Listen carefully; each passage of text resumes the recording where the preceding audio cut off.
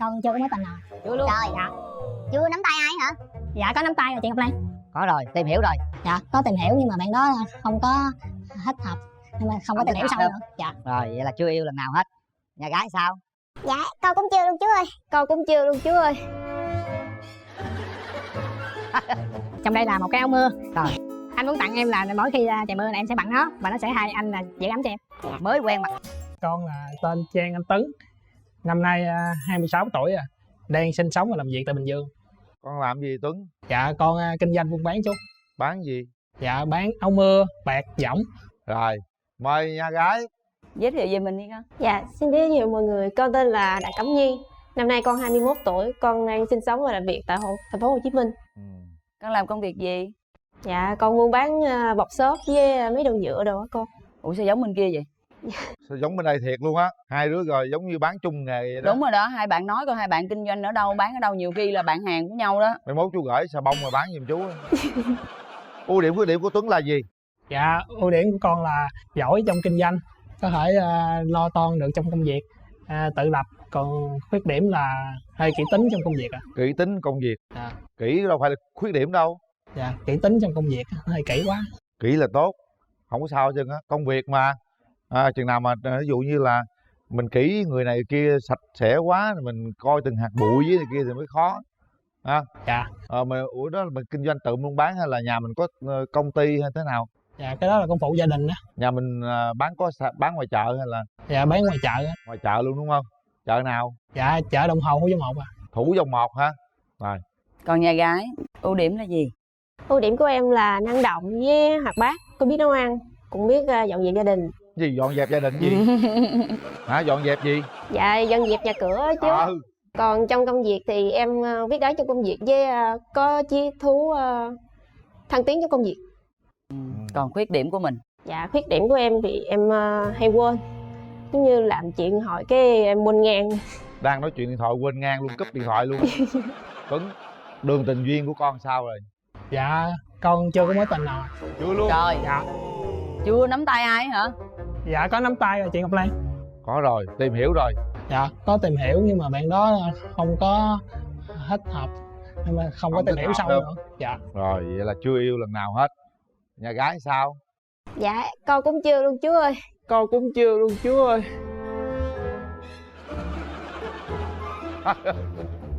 Chưa luôn hả? Dạ. Rồi hai đứa coi như là chưa có mối tình, chưa có kinh nghiệm vậy đâu đúng không? Chẳng tin à. Trắng tinh luôn hả? Trời ơi. Rồi bây giờ nè, nhà trai mình muốn tìm một mẫu hình lý tưởng thế nào? Dạ mẫu bạn gái của con là tóc dài, cao trên 1m55 à. Rồi, gì nữa? Da trắng, Da trắng. Gì nữa? hay cười và hoạt ngôn à. Hay cười, ít khóc. Tóc dài, da trắng. Người ta kêu là da ngâm nhìn lâu mới thấm. Dạ đúng rồi. Được không? Da trắng, nhìn nắng quá mưa. Da trắng, nhìn nắng quá mưa. Ủa gì kỳ? Ủa gì kỳ? Tức là nắng mưa thì thích quá rồi đó. Thì sao cũng như được hết trơn á. Nói chung da ngâm, da trắng, da đen gì cũng được hết trơn. Yêu là được. Được. Dạ da sáng là được à. Sáng cũng được, cười cũng dễ thương luôn. Dạ. Được không? Còn gì nữa? Hoạt ngôn à. Hoạt ngôn. Bên kia hoạt ngôn không biết. Bên đây người ta buôn bán kinh doanh mà. Buôn bán luôn. Mình bán áo mưa mà lâu chưa? Dạ bán cũng đời ba đời à. 3 đời à? 3 đời bán áo mưa hả? Dạ 3 đời bán áo mưa. Trời ơi, cũng dữ, cũng có kinh nghiệm. Có thâm niên. Thâm niên bán áo mưa. Trời không mưa em cũng mặc áo mưa. Còn mình sao? Dạ con thì con cũng buôn bán nhiều mặt hàng lắm chứ mình. Nhiều mặt hàng. Nhà con bán hay là con đi làm cho người ta? Nhà con bán. Mấy đời? Dạ con bán cũng mới gần đây thôi, cũng 6-7 năm thôi à. Tưởng đâu rồi cũng 3-4 đời rồi. Con nó cũng lanh lắm rồi. Bây giờ con muốn tìm mẫu hình lý tưởng của con thế nào? Dạ con muốn tìm một mẫu người bạn trai là cao hơn con khoảng 1m65 trở lên. Đợi chút xíu cô Lan qua, cô Lan coi. Coi gì nữa? Dạ chào chị. Dạ chào nhà trai. Vui tính. Vui tính kia nó vui lắm đó. Này vui lắm. Dạ có hiếu với ba mẹ. Con với hiếu. hoạt bát, mở lời trước, tại con nhiều lúc con cũng cọc lắm. Con cọc hả? Dạ. Cọc Giống như em con hay ghẹo con cái con cọc con hồi cái con quên. Cọc là quên. Dạ. Cọc có quýnh không? Dạ không, cọc chữ thôi. Chửi luôn hả? Con đi với ai con gái? Dạ bữa nay con đi với mẹ con, với ngoại, với em con. Có mẹ hả? Được. Rồi có ngoại luôn. Ngoại luôn. Ngoại cũng trẻ luôn. Mẹ còn trẻ hơn nữa. Dạ con chào mẹ. Trời ơi, chào mẹ luôn. Còn Chào bà mẹ ngoại luôn nữa, chứ. còn bà ngoại nữa. Chào mẹ ngoại và gia đình. Em xin chào anh Quyền Linh và anh chị Ngọc Lan. Dạ. Xin chào quý khán giả ở đây và bạn muốn hẹn hò. Tôi là mẹ của bé Cẩm Nhi. Thấy đàn trai bên này thì thấy cũng được. Thì tùy con thôi. Thì con thích thì cứ tìm hiểu đi. Mẹ không có ý kiến. Tức là con thích là mẹ. Dạ. Con thích là mẹ gả chịu. đúng không? Dạ dạ. Okay. Giờ gả liền luôn được không chị? Cũng tùy bé thôi, cũng phải từ từ chút xíu. Rồi cũng tùy bé thôi mà cũng phải từ từ. Nhà trai đi với ai? Dạ con đi với mẹ, dì, chị Có mẹ và gì nữa. em ạ. Trời Hai bên đều có gia đình hết trơn đầy luôn. đủ. Dạ chào nhà trai ạ. Chào anh Quyền Linh, chào Ngọc Lan. Dạ. Bên mình là mẹ của Trang Tuấn, đến đây để mừng cho hai cháu. Bây giờ thấy cái nàng dâu tương lai này hợp với con trai mình không? Hợp á anh Quyền Linh, Hợp ha. thấy dễ thương.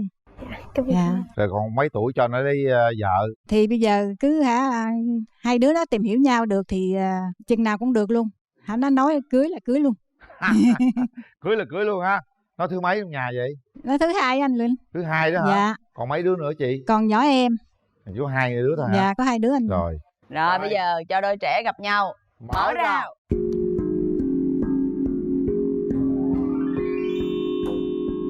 Chuẩn bị sẵn sàng bước qua nhà gái. Nói lớn lên nhà Tuấn nha. Chào em anh. Anh có món quà, món hoa muốn tặng em. Dạ cảm ơn anh. Em cũng muốn quà tặng cho anh. Tuấn tặng gì bạn gái nói luôn đi. Dạ. Trong đây là một cái áo mưa. Rồi. Anh muốn tặng em là mỗi khi trời mưa là em sẽ bận nó và nó sẽ hai anh là giữ ấm cho em. Dạ. Mới quen mặc tặng áo mưa. Còn em Bự thì quá, nó em mặc tặng vừa anh đó. cụm dây nịt thôi. Dạ. Em không biết anh thích gì cho nên em mua đại cho anh vậy. Để nữa về sau thì có anh có gì em mua thêm cái khác. Không, nó rất là hợp với anh. Dạ, cảm ơn em. Bây giờ tôi mở cái áo mưa ra coi nó hợp không. Lựa size có đúng không? Mở ra coi. Bán áo mưa 3 đời đó. Rồi áo mưa cũng bông bông đẹp quá ha. Cha có bộ nhỏ nha. Không. Đâu Cái vừa nhỏ mà. gì. Này thuộc áo mưa bự đó. Con thích màu áo mưa này không? Dạ thích chứ. Rồi chút ra hai đứa đèo đi về mặc áo mưa đi. Trời. Trời chưa mưa. Giờ đang mưa. Ủa trời đang mưa thiệt hả? Dạ. Rồi vậy là hay lắm rồi đó, may rồi. Em thấy anh sao? Em thấy anh lịch sự với đẹp. Em rất là dễ thương. Cảm ơn anh. Anh không có gì để tả về em hết, tại vì em quá đẹp. Anh không có gì để tả về em hết, tại vì em quá đẹp. Biết tán gái ghê ha. Nếu như sau này em có mình có tiến tới hôn nhân á thì em có cần phải đi về làm dâu nhà không?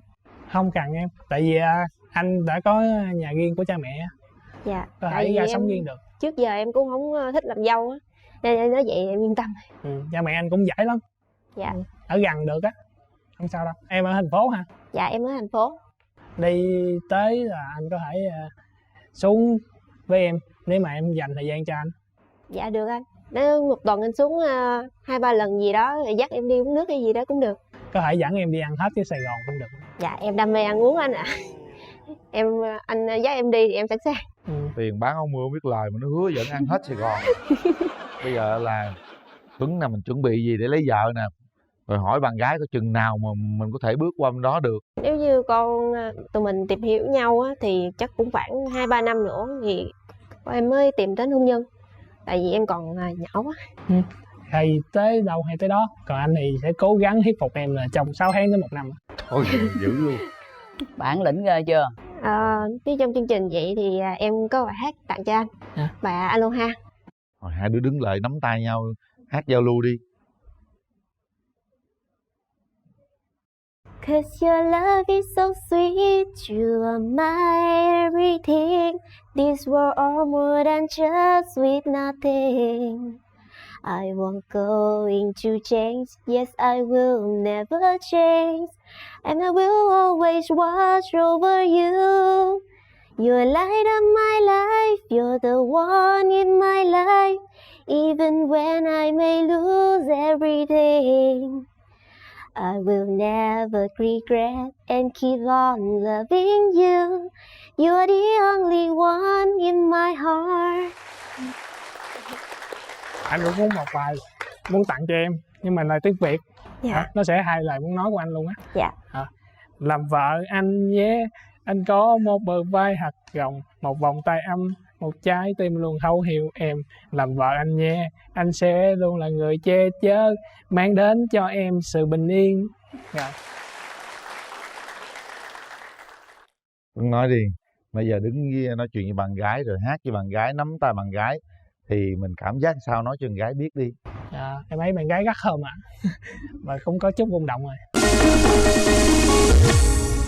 Để tay nút bấm. Rồi. Rồi, hai đứa tự đưa ra quyết định nha. Có mẹ, có bà, rồi có dì, rồi ngồi dưới hết á. Coi như là quan viên hai họ, những người quyết định gần như ngồi dưới hết rồi đó. Giờ chỉ quyết định sao là người lớn theo đó. Chuẩn bị 1 2 3. chúc mừng. Rồi. Chính thức hai con hẹn hò với nhau rồi. Bây giờ nắm tay vô vậy nè, nó đang tay cho nó tình cảm. Rồi bây giờ nè, có bà ngoại nha của bạn gái, có mẹ bạn gái luôn. Giờ mình nói là thưa bà ngoại, thưa mẹ, cho tụi con quen nhau. Con xin phép ngoại, mẹ bạn gái và các em là con sẽ cố gắng chăm lo cho bạn nữ nếu mà được. Và khi bạn nữ bấm nút rồi, con thì sẽ nguyện che chở mọi nắng mưa và giông bão này của cuộc đời ạ.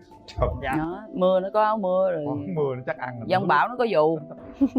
Rồi bây giờ nè, gái có mẹ của bạn trai với dì và trai nhà bạn trai đó, mình nói với gia đình là hỗ trợ tụi con ha. Dạ con chào bác. Dạ thì nếu như con với anh quen được á, thì con mong các bác sẽ đồng ý cho tụi con quen. Rồi con hứa là con sẽ cố gắng thay đổi bản thân để tốt hơn để đến được với anh. Hay quá. Xin ngoại với Dạ, ngoại với mẹ bạn gái và gia đình nè, cho xin phép được hôn bạn gái. Trời ơi, nụ hôn đầu đời. Đây là... Em cũng giống vậy đó, rất dễ thương. Em tự tìm hiểu ra. Được, hợp đó. Cái gì mà nó nhỏ Rất là xinh. gì lẹ nữa vậy? Không em. Khó đâu. Lạ nha. Lạ hả? Bà làm nghề gì mà? Dạ em nghề bán rau cải, bán legume. Giới thiệu ngành nghề mình luôn đúng không? Dạ. Một cách tiếp thị rất là thông minh. Bán bao nhiêu năm rồi? Bà nội em thì bán 70 mấy năm rồi.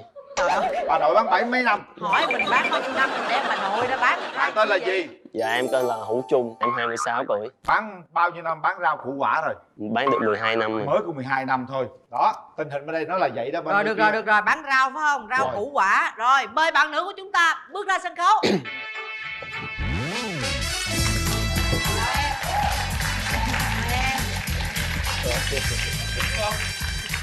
Chị nghĩ là em cần phải ăn nhiều rau củ quả.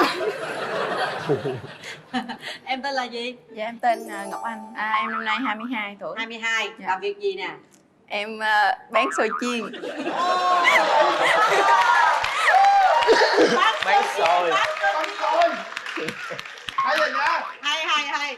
Một bên bán rau củ quả, một bên bán xôi chiên nè. Mà xôi chiên của em là em lấy của người khác về em bán hay là em tự làm xôi chiên em bán? Em tự làm chứ. Em làm vậy là không ngon rồi đúng không? Ngon chứ. Ngon rồi, Trời. nhưng mà tại ngon sao bán ế? Đâu em đâu có ế đâu. Không bán ế sao dư xôi em ăn nhiều quá vậy? Không, em là mập dạng là mập từ bé rồi.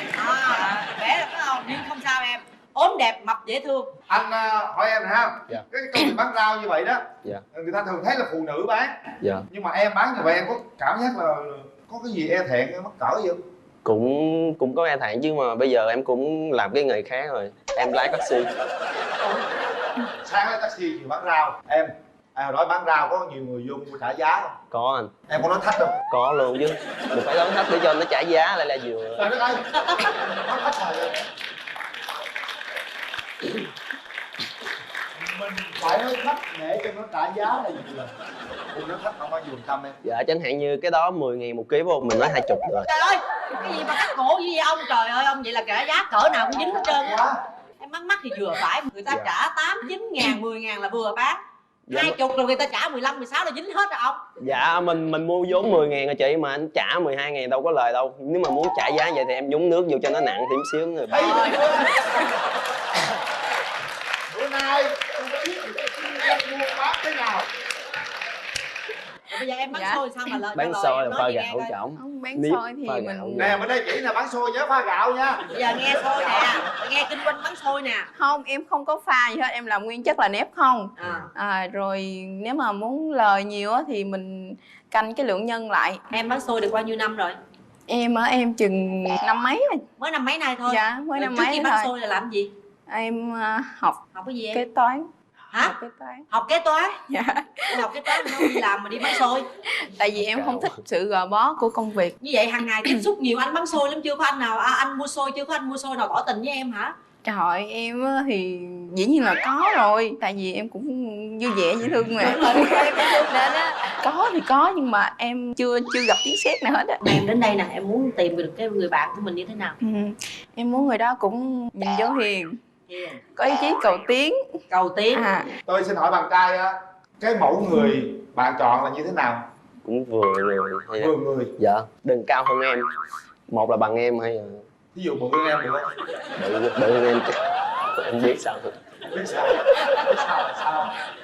Sở thích của em là làm gì? Em thích nhậu à. Hả? Cái gì thích này lạ nha. Dạ. Rồi vậy đủ hiểu rồi. Em biết nhậu không? Dạ không. Nhưng mà bạn trai em nhậu em chịu không? Vừa thôi nha, chứ nhậu quá đà là em cho ở ngoài đường. Em thích mặt ốm cao thấp làm sao? Cao hơn em chút xíu được rồi, cũng được nữa. Em không thích cái gì vậy bạn trai bên kia? Em không thích người nào mà nghiện thuốc. Có hút không? Không có hút. Còn gì nữa không?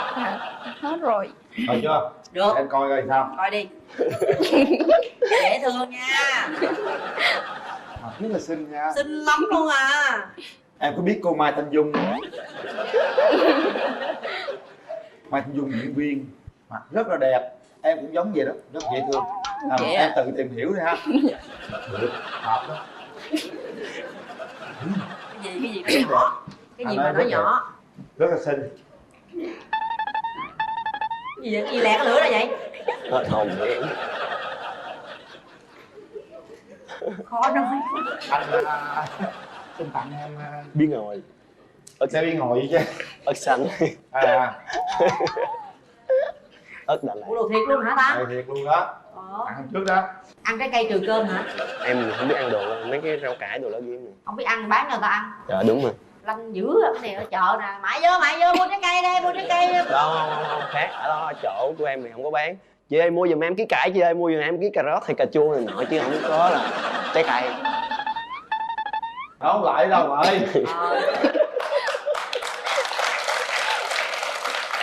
Bán gì đâu, đi con em bỏ rồi tôi đòi lại, tôi không tôi nhục nữa nè. không có đổ đi, chúng ta tặng người khác thôi. Vậy thôi trả lên nè.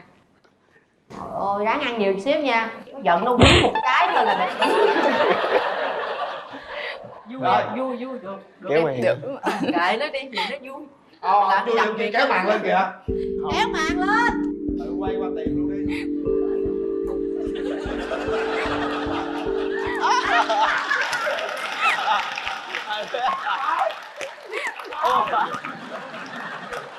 Rồi nói chuyện nào á, mấy quá. Anh ăn rau nhiều lắm phải không? Không, anh đâu biết ăn rau rồi, bởi vì anh nấm nhôm, thấy không? Nếu mà anh biết ăn rau có canxi nó bự giống em. Ở đây không nói chuyện ăn uống. Nãy giờ em chưa nghe tên của em này ha. Em tên là Ngọc Anh. Ngọc nghe rồi. Chắc em người ở đây luôn hả? Không, em ở quê em ở Long An á. Ở Long An là số 62 hả? Dạ đúng rồi, số 62. Đúng rồi, bạn xách xe đó mà. Em hỏi anh này nha. Dạ luôn. Em hỏi để em biết tính cách của anh thôi. Em hỏi đi. 2 trừ 1 bằng mấy? Hả? 2 trừ 1 bằng mấy? 2 trừ 1 là bằng 1. Em hỏi bài con á hả? Không, tính cách con người. Một lần cuối 2 cho 1 bằng mấy? 2 cho 1 bằng 2 hết rồi. Rồi 2 cho 1 bằng 2 phải không? 2 trừ 1 bằng 1 thôi. Bằng 1. Anh suy nghĩ phức tạp quá, anh không có dứt khoát, với lại đắn đo trong cái lời dụ của em. Dụ chưa gì dụ à. Kỹ lưỡng đơn giản lắm rồi. Anh nhanh kìa. Em bán xôi ở đâu luôn? Ở Gò Vấp. Ở Gò Vấp luôn hả? Trên đường Lê Đức Thọ. Lê Đức Thọ ở quận Phường 10 hả? Mốt anh ghé đi taxi anh ghé vô đó anh mua xôi rồi. Ai còn ghé không? Rồi, hết giờ. Và bây giờ chúng ta có 3 cách để quyết định chúng ta có đồng ý hẹn hò với nhau hay không. Các bạn đặt tay ra trên thành ghế. Nếu như các bạn đồng ý hẹn hò thì các bạn sẽ nhấn nút, và không đồng ý hẹn hò thì chúng ta không nhấn nút. Và bây giờ 3 tiếng đếm bắt đầu. Để tay vô chuông. Để vô chuông Để thôi chứ chưa có bấm nha, tôi đếm mà. Đúng rồi, thấy thích thì quất vô. 1. Không thích thì thôi nha. 2. Không nên cưỡng cầu, về cái lộn mệt lắm. 3. Rung mà có chọn không?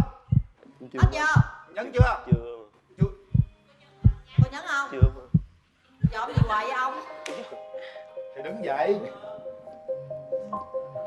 Rung. Gì rung? Tại sao em không chọn bạn gái? Em không biết sao nữa đâu. Tại không cho mua xôi nên không chọn. Đúng rồi đó. Lý do tại sao bạn lại nhấn nút chọn bạn trai trong khi suy nghĩ của Tại bạn? vì tôi hình như là tôi thấy ở khác phải không? Đúng. Anh này được có một điểm á là buôn bán giống em. Chắc cũng là sẽ tạo cho em được tiếng cười. Vui quá mà.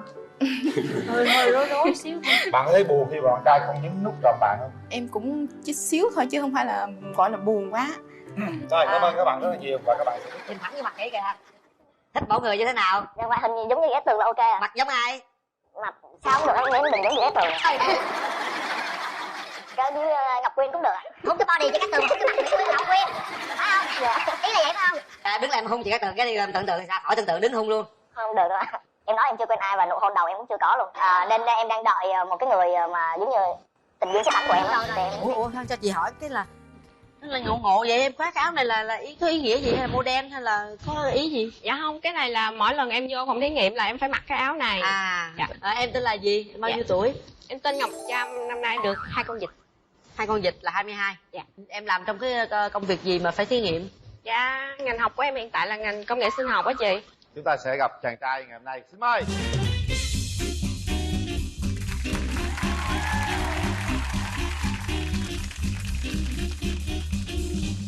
Chào bạn.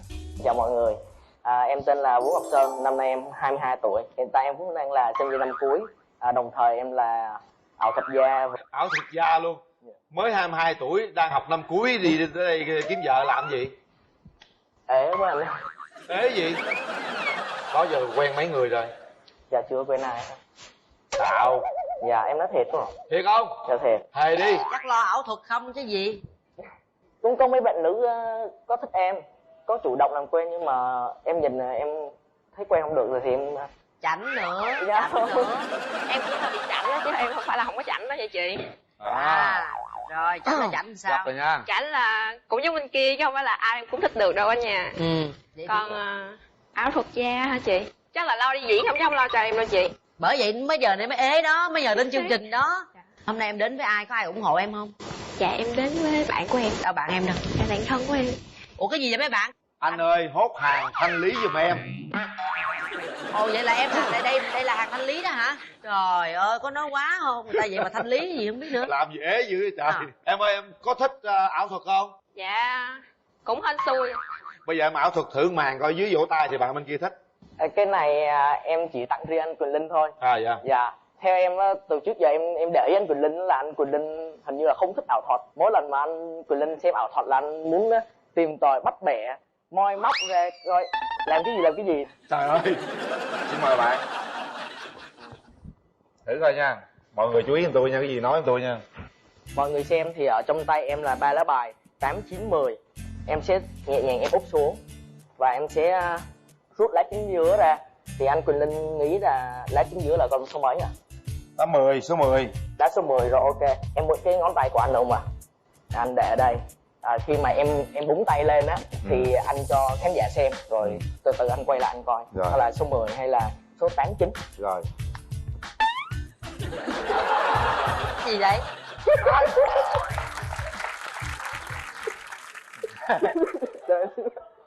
Cho em xin lại. Thôi cũng được, dễ thương. Cái này Thôi dễ thương. thôi dẹp cái vụ ảo thuật đi, tới đây là lo kiếm bạn gái kiếm vợ không lo ảo thuật. Bên kia người ta có tài ảo thuật á, còn em tài năng của em là cái gì? Em nấu ăn nhưng mà có ngon. Vậy sao gọi là tài năng? Ta đang hỏi tài năng mà. Dạ em nấu mấy món trứng rất là ngon.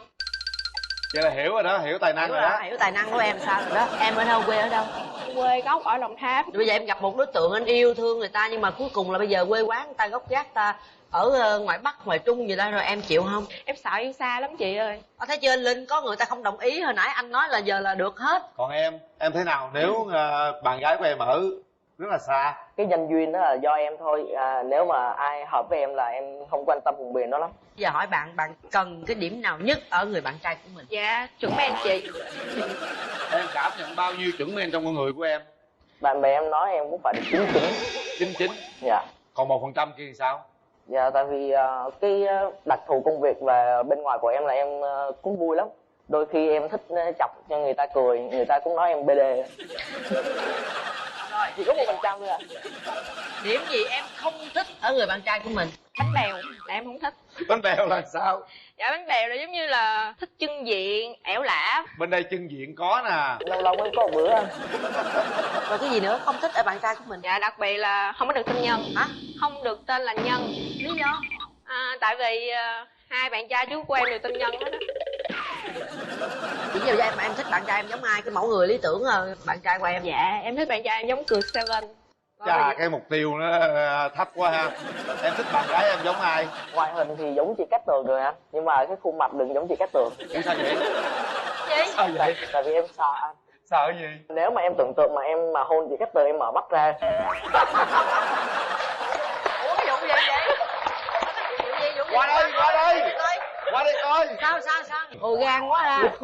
Anh Quyền Linh đó giờ kìa mà anh còn chưa dám tưởng tượng cái chuyện đó nữa. Gan quá. Nhìn thẳng vô mặt kỹ kìa.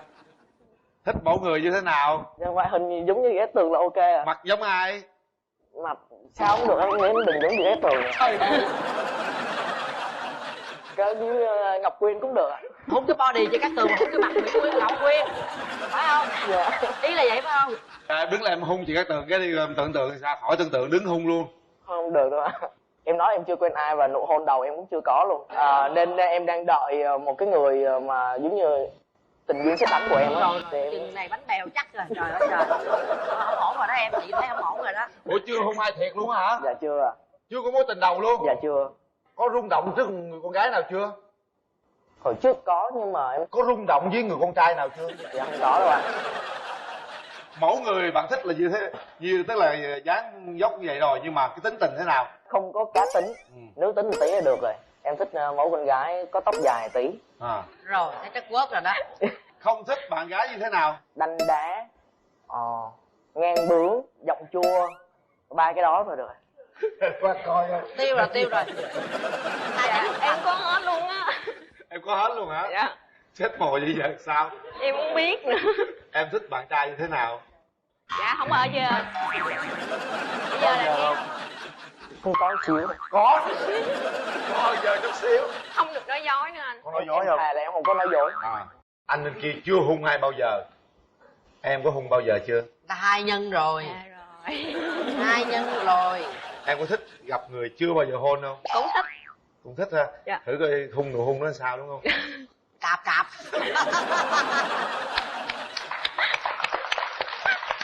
Thôi em nghĩ là bây giờ đến lúc để hai bên nhìn nhau đi, để cảm nhận coi sao. Bởi vậy hung chị đâu hung đâu, để dành đó, để dành. Có nha. Kéo màn lên.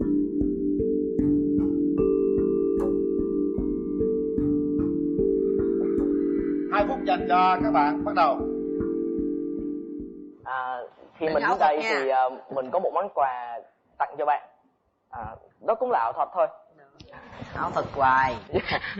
Bạn có thể xoay ghế. Trước mắt bạn là một cái nhẫn. Mình đếm 1, 2, 3 rồi bạn bắt đầu bạn thổi vào nó nha. 1, 2, 3. Ủa gì vậy, tặng sao bỏ túi? Có chị, tặng này tặng đồ thật rồi đấy, đồ giả rồi ạ. Cái kia đồ để ảo thuật thôi, để khè gái thôi, hiểu không? Cái này mới tặng thiệt. Rồi xong. Hồi đó giờ trong các cặp đôi của bạn với hẹn hò thường tặng hoa với quà. Lần đầu tiên tôi thấy có người tặng dây chuyền đó. Em thích anh. Em thích anh hay thích dây chuyền? Thích được tặng dây chuyền. Tự nhiên nhìn tôi em thích anh. Giật mình. Rồi chúng ta có 2 phút bắt đầu, bỏ cái vụ ảo thuật qua một bên. Để nhìn rồi nha. Gì vậy? Gì vậy? Trời ơi trời. Anh gì vậy em? À, giống như Cát Tường không? Cát Tường 10 thì bạn được 9. À, giờ mình không chịu rồi. Bây giờ mình hỏi bạn nha, giọng mình có chua không? Hơi có một xíu. Mình á thì tính mình rất là ngang bướng. Thì bạn nói là thích con gái dịu dàng đúng không? Mình không có dịu dàng đâu. Nhìn cách ăn mặc là biết rồi đúng không? Rất thẳng thắn. Cho mình hỏi là bạn sinh ngày bao nhiêu tháng bao nhiêu? 20 tháng 8 năm 20 tháng 8. Ủa 20 tháng 8 để làm gì nha? Dạ không có gì đâu anh, em không phải tinh danh anh. Cài hàng. Cho mình hỏi lại bạn là bạn sinh ngày mấy tháng mấy? Nữa 25 tháng 10. Cộng trừ nhân chia vậy đấy trời. Mình cũng đâu biết có bó đâu, mình hỏi vậy thôi. Nãy bạn nói mình có 9 là Cát Tường tới 10 lận, mình không thích. Hồi nãy bạn nói là bạn cần một người không nói dối. Mình thì không bao giờ nói dối.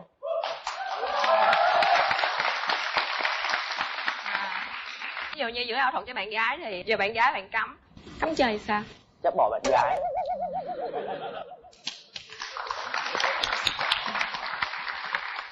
Rồi hết giờ. Chúng ta sẽ có 3 tiếng đếm để nói thật hơn nữa. 3 tiếng đếm. Bắt đầu. 1 2 3. Hết thời gian.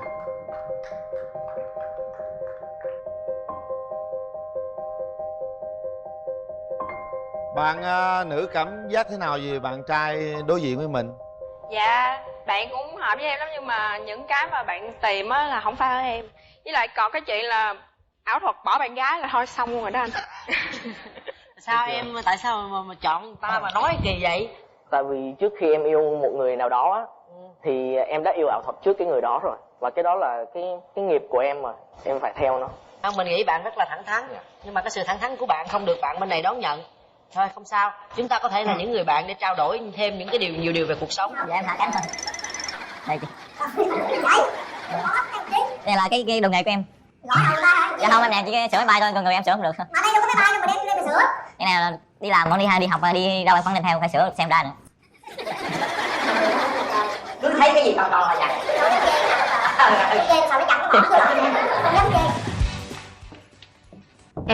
Em tên gì? Dạ em tên là Oanh. Oanh. Kim Oanh. Kim Oanh. Oanh Dạ. đang làm gì nè? Dạ em đang học đại học năm 4. Năm 4 là cũng 22 tuổi rồi đúng không? Dạ. Sao thấy có chút ghét gì thiếu anh hả? Rồi sao hôm nay phong cách lại vậy? Bình thường em cũng vậy hả? Dạ bình thường em mặc y như vậy đi học.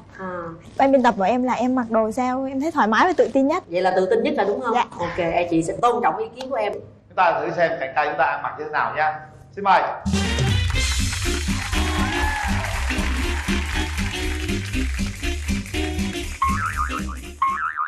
Chào bạn. Gì mà chỉ chọn cười dữ vậy? Trung hậu. Dạ 24 tuổi. Hiện ra là kỹ sư bảo trì máy bay của công ty Vietjet Air. Bảo trì máy bay. Dạ. Wow, hiểu nha. Tức là máy bay hư sửa. Dạ đúng không rồi. hư cũng sửa. Dạ đúng rồi, đúng em là đã quy trách nhiệm về an toàn kỹ thuật của máy bay. Khi đại học là em học trường đại học Bách Khoa. Máy bay thì đôi khi cũng sống trên mây không à. Thực chất thì tụi em làm vị trí đất không mà không có lên Không có lên trên. Dạ đúng rồi. Nghĩ sao máy bay đang bay mà sửa? Bay đáp đất rồi cái sửa nhanh lên. Hỏi thường vậy trời. Tôi xin hỏi cụ thể bạn bảo trì máy bay là như thế nào? Sửa cánh máy bay, đầu máy bay, thân máy bay hay là như thế nào? Dạ đúng rồi, sửa tất cả máy bay luôn, chẳng hạn ví dụ như là bánh khi mà bị mòn thì mình thay. Vừa rồi thì máy bay bay rớt cái bánh ra ngoài đó. Bạn bảo trì làm sao? Cái đó không phải của em. Cái ngày mà bạn nghỉ thì bạn làm cái gì? Thì em cũng đi chơi đá banh với bạn bè với những đồng nghiệp trong công ty, mà có đủ được bạn bè nhiều thì em đi chơi đi phượt. Còn em bình thường thì những lúc rảnh rỗi ngoài việc học thì em đi đâu, em làm gì, sở thích của em? Dạ em thích ăn kem. Đâu làm gì vậy, em thích ăn kem mà sao? Em về nhà không mà em ở nhà với mẹ. Ở nhà với mẹ hả? Dạ. Rồi chơi bạn bè đâu đông không? Dạ cũng đông nhưng mà toàn con gái. Vũ mình không? Dạ có rất là nhiều. Đâu rất nhiều đâu, ai đâu? Dạ. Tôi thấy cái bảng kìa. Cái gì đứa cái bảng đó? Hẹn hò đi quanh. Ủa là sao bất chấp hết là sao vậy quanh? Em không biết. Em không biết hả? Mà chị thấy em với nhảnh hồn nhiên quá, đủ tuổi yêu chưa vậy trời? Thấy cái bảng tôi thấy bên đây mừng rồi. Sao bất dí chấp quá hết, vậy? hẹn hò đi quanh. Bạn em cũng nói em vậy á. Bạn em nói em sao? Bạn em nói em là chưa chuyển từ con nít qua người lớn. Chưa chuyển từ con nít qua người lớn? Là đang còn lưng chừng lửng đó hả? Trời ơi trời, hồi đó giờ đã yêu lần nào chưa? Dạ chưa. Chưa luôn? Dạ. Vậy lần này đến đây là tìm cảm giác mới lạ phải không? Lần đầu tiên phải không? Dạ. Mẹ cho không? Dạ mẹ em không biết. Đi tới đây mà không có cho mẹ biết. Dạ. Tôi có mẹ hả? Rồi giờ hiện giờ đuổi mẹ coi tivi rồi mẹ thấy ngồi trên này rồi kiếm con trai rồi sao? Dạ không sao. Không sao? Dạ. Rồi dẫn bạn trai về rồi nhà chịu không? Rồi không chịu rồi sao? Dạ không chịu chắc thôi. Rồi. Sao thôi? Không chịu mình phải tìm cách nào chứ giờ không chịu rồi thôi. Dạ dạ Đúng rồi. dạ. Đúng rồi. Nghe. Nghe mà thấy sao? Tự nhiên mình yêu bạn gái đến mức mà chuẩn bị cưới xong dắt về tự nhiên ba mẹ không đồng ý, bạn gì thôi luôn. Cái này hơi liều lĩnh. Hơi liều lĩnh đúng không? Dạ đúng rồi. Bạn sở thích của bạn như thế nào về một cái người bạn đời của mình? Về cái nếu mà người đời của em thì em nghĩ là cá tính, thứ hai là dịu dàng, thứ ba là tóc dài, thứ hai là phải biết nấu ăn. Tóc dài biết nấu ăn. Dạ. Và tiêu chuẩn về BMI là chỉ về tỷ lệ giữa cân nặng và chiều cao. Là sao trời, cái gì khó hiểu? Tại vì em học bên kỹ thuật, bên em là hỏi cái gì phải có tiêu chuẩn hết. Tiêu chuẩn bạn gái giống như tiêu chuẩn máy bay. Cũng gần như vậy. Vậy đó hả? Dạ, cái này khó rồi nha. Tự nhiên mình yêu người nào mình hỏi em đến đo coi chiều cao chiều thấp rồi coi kỹ thuật máy móc cái kia làm sao. Bên đó hơi khó. Bây giờ nè, để bên đây á em khai thác hết rồi bên kia coi được không được trả lời luôn, chứ thấy tiêu chuẩn máy bay em đây theo không nổi rồi, máy bay không có nổi. Đây người ta đi dưới đất không à, người ta mang giày chạy bộ. Đó, bây giờ bên đó rồi là nấu ăn tóc dài thì bây giờ 1 năm sau nó dài, được chưa? Bây giờ biết nấu ăn không? Nhỏ xíu vậy chắc ăn không có sao nấu được. Dạ không, em nấu ăn rất là ngon. Ủa thiệt không? Dạ. Nấu được mấy món gì? Trứng luộc hay trứng chiên? Em có thể nấu nhiều món. Tại vì em ở trên đây ở trọ nên là em có tự nấu ăn đúng đa không? số là em nấu ăn. Rồi bây giờ em muốn cái người bạn trai em là người như thế nào? Em thích con trai nhìn vô hiền hiền chút. Hiền. Dạ. Hiền là hiền sao? Nhìn vô bắt mắt mà mình nhìn vào là mình thấy anh ấy hiền lắm. Bắt mắt lắm. Nhìn vô là hiền liền. Dạ. Rồi, cao thấp mập ốm gì không? Em thích con trai cao hơn em. Cao hơn em được, bên kia cũng thích gái lùn hơn, vậy là được rồi. Còn cái gì nữa không? Em thích con trai học bách khoa. Học bách khoa đúng luôn rồi, học bách khoa hồi nãy nghe nói học bách khoa luôn đó, rồi ra học kỹ thuật rồi ra làm sửa máy bay rồi luôn đó nhà tóm em. lại là bạn thấy những yêu cầu của bạn gái mình có thể đáp ứng được không? Nghĩ là phải đáp ứng được. Đáp ứng được. Nhưng mà cái vụ mà giống máy bay là không biết bên kia đáp ứng được không mà nha. Vụ đó lạ lắm à. Chắc khó. Nghĩ là thấy Chắc mình khó. khi mà yêu nhau thì thấy mình những cái khuyết điểm gì mình phải bù đắp cho nhau vẫn được. Bạn quê ở đâu? Dạ em quê ở Đồng Nai. Đồng Nai. Tôi thấy bạn đeo cái chìa khóa gì mà nó lạ vậy? Dạ cái này là cái đồ dùng của em là khi em đi làm việc, cũng như là một người bạn thân thiết em ấy. Mỗi khi em đi làm em cầm theo để sửa những cái hỏng hóc như là sửa nhanh. Ý là nay bạn gặp bạn gái và con có gì sửa mà cái đó luôn. Dạ cũng đúng. Không đúng luôn hả? Bây giờ cho nhìn nha, cho nhìn cái trong 2 phút là biết sửa gì cái gì. Dạ đúng rồi. Trời ơi trời, có đem theo đồ nghề không? Có gì. Coi chừng em pha sửa luôn á. Bây giờ coi chị nè, giờ coi chị có gì sửa giùm chị trước đi, chị cảm ơn nè. Trời ơi cái gì kỳ vậy trời. Ông hạ cánh giùm tôi cái nhau. Dạ em hạ cánh thôi. Đây chị. Vậy. Có theo chi? Đây là cái đồ nghề của em. Gõ đầu người ta hả? Dạ không, em nè chỉ sửa máy bay thôi, còn người em sửa không được. Mà đây đâu có máy bay đâu mà đem vô đây mà sửa. Cái này là đi làm, còn đi học, đi đâu em vẫn đem theo, phải sửa xem ra nữa. Cứ thấy cái gì còn là dặn.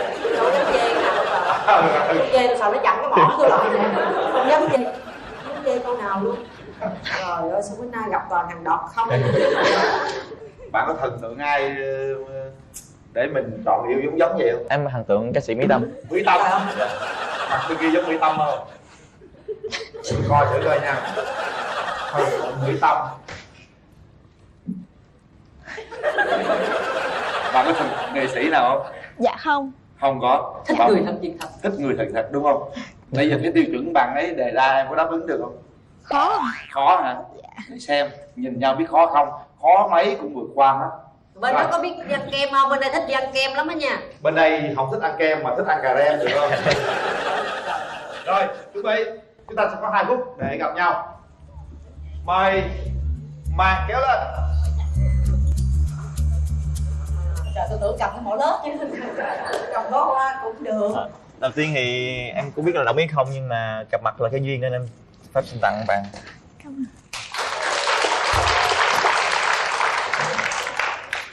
2 phút bắt đầu. Bạn quê đâu? Em cùng quê với anh ở Đồng Nai. À, Đồng Nai. Dạ. Hình như là bạn ăn rất là ngon đúng không? Dạ.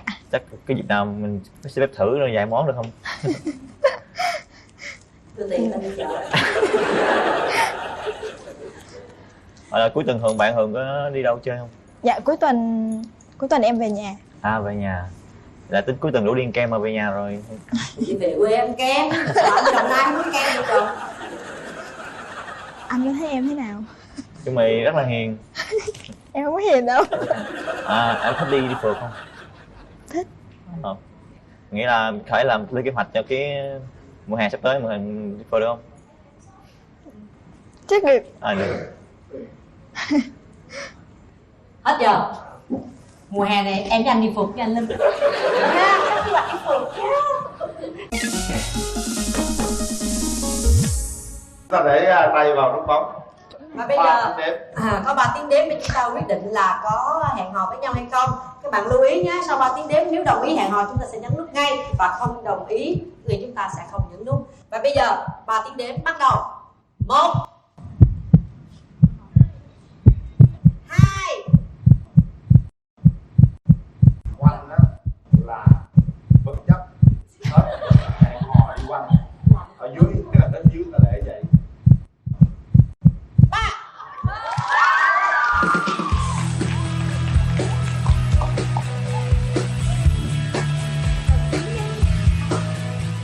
Tôi nói thiệt với hai bạn nha, tôi cũng không biết hai bạn hẹn hò không mà thấy nhóm bạn của Quanh á ở dưới hồi hộp chờ đợi. Hẹn đi Quanh. Mấy cô này muốn hẹn hết trơn rồi. Đây nè, Sướng thấy ba. bạn không phải đãi kem một người đâu mà đãi hết cái nhóm này nè. Đủ khả năng không? Đủ. Được ha. Coi như là tuần này thì đi về Đồng Nai ăn kem, hè này là mình đi phượt. Đi đâu nhớ báo chị anh Quyền Linh đi ké nha.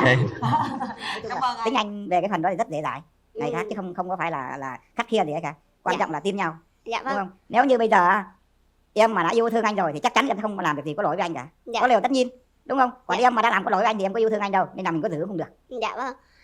Thêm một cái nữa em có thêm điều muốn hỏi và cũng là cần sự chia sẻ của anh. Đấy là quan điểm và góc nhìn của anh như thế nào được đánh giá là một người phụ nữ gọi là có hiếu với gia đình bên chồng ạ? Tức là anh không nói là về bên chồng không hay là bên ấy. Thật ra bây giờ là vợ chồng là cả hai, đúng không? Bây giờ có hiếu là sao? Em biết thương yêu bố mẹ em. Bố mẹ em thương yêu thì cũng như thương yêu bố mẹ anh thôi, không sao cả. Đúng không? Cái đó là cái điều tất nhiên để mà con cái sau này nhìn nhận vô. Là sau này mẹ mình có đối xử tốt với gia đình ông bà thì chắc chắn là nó cũng sẽ đối xử tốt với lại bố mẹ nó thôi. Nên là anh muốn là như vậy thôi chứ thật ra không gì khác cả. Dạ vâng. Nếu giả sử như là về mà em cảm thấy em không thích, em sẽ đi em sẽ nói anh ơi mình đi ra ăn ngoài đi, em lười nấu ăn quá. Tình huống đấy anh sẽ giải quyết như thế nào? Chế độ bình thường thôi, đi ăn thì đi ăn thôi chứ sao đâu. Rất đơn giản mà, tự nhiên bây giờ em thích đi ăn anh cũng đi ăn như đó, không phải dọn em. Dạ vâng, nếu giả sử như cái việc đấy nó chỉ xảy ra 1 tháng 2-3 lần thì nó không bị, nó rất là bình thường. Nhưng nếu giả sử như nó xảy ra khoảng tầm 5-7 lần hay 9-10 lần thì nói chung là bây giờ nếu như mình cũng nên là đi làm về mệt rồi. Nếu lúc nào mà cảm thấy nấu nướng được mình ăn thì nấu, không ra ngoài ăn. Bây giờ ra ngoài ăn cũng nhiều chỗ ngon mà em. Thế đâu phải là có người đã dọn dẹp nữa đâu hay gì đâu, và rất bình thường. Vâng. Vậy thì anh nghĩ như thế nào về một người phụ nữ là nhuộm tóc màu rất là sáng, ăn mặc rất là sexy, rồi là móng tay thì luôn xanh đỏ tím vàng, tất cả những cái. Thật ra anh không có quan trọng gì bề ngoài cả, nhưng mà miễn là sao là cho nó vừa phải được rồi, nó đừng có ấy quá. Như thế nào được gọi là vừa phải hả? Tức là bây giờ em ra ngoài đường thì mặc kín đáo này khác, đúng không? Còn tóc bây giờ em nhuộm nhiều màu thì mai mốt anh bao giờ nhuộm lại một màu. Em thương anh thì em nhuộm lại một màu chứ có gì đâu. Nhưng mà cái việc rõ ràng là em nhuộm tóc màu là cái việc mang cho em vui vẻ và hạnh phúc. Tại sao em thương anh em phải nhuộm màu đen nhưng mà anh Không. thương em anh thương em anh lại không để cho em chơi những cái này ạ? Thật ra anh nói với em này, nhuộm tóc nói chung là cái chuyện đó là sở thích của em. Dạ. Chứ không phải là một cái gì để mà nó cũng không tô tát gì cả, đúng không? Dạ. Nhưng bây giờ thì thật ra vợ chồng mà phải chia sẻ, cái đó là sự chia sẻ đấy em. Dạ, đúng vâng. không? Như bây giờ như sở thích của bây giờ anh em như vậy là không được. Đúng không? Thì bây giờ nếu như thực sự mà em mà đúng thật sự là vậy em ở nếu vậy thì thôi thì em sẽ không làm theo những gì cho anh buồn. Dạ, vâng. Đúng không? Cái đó là sự chia sẻ mà em. Dạ. Vậy Hai thì... người mà chia sẻ sẽ tới sáng luôn chứ không phải tới 1 giờ đâu. Tôi thấy bây giờ hơi căng thật đó. Thôi bây giờ là mình mới vô thấy căng quá chuyện không? Bây giờ mình quan trọng thế nào? Bây giờ mình hỏi coi bây giờ mình thích hẹn hò, bây giờ em thích cái gì ha? Rồi anh thích cái gì? Chứ bây giờ mình cứ tranh luận hoài cũng không hết đâu nha. Dạ. Mỗi người quan điểm nào.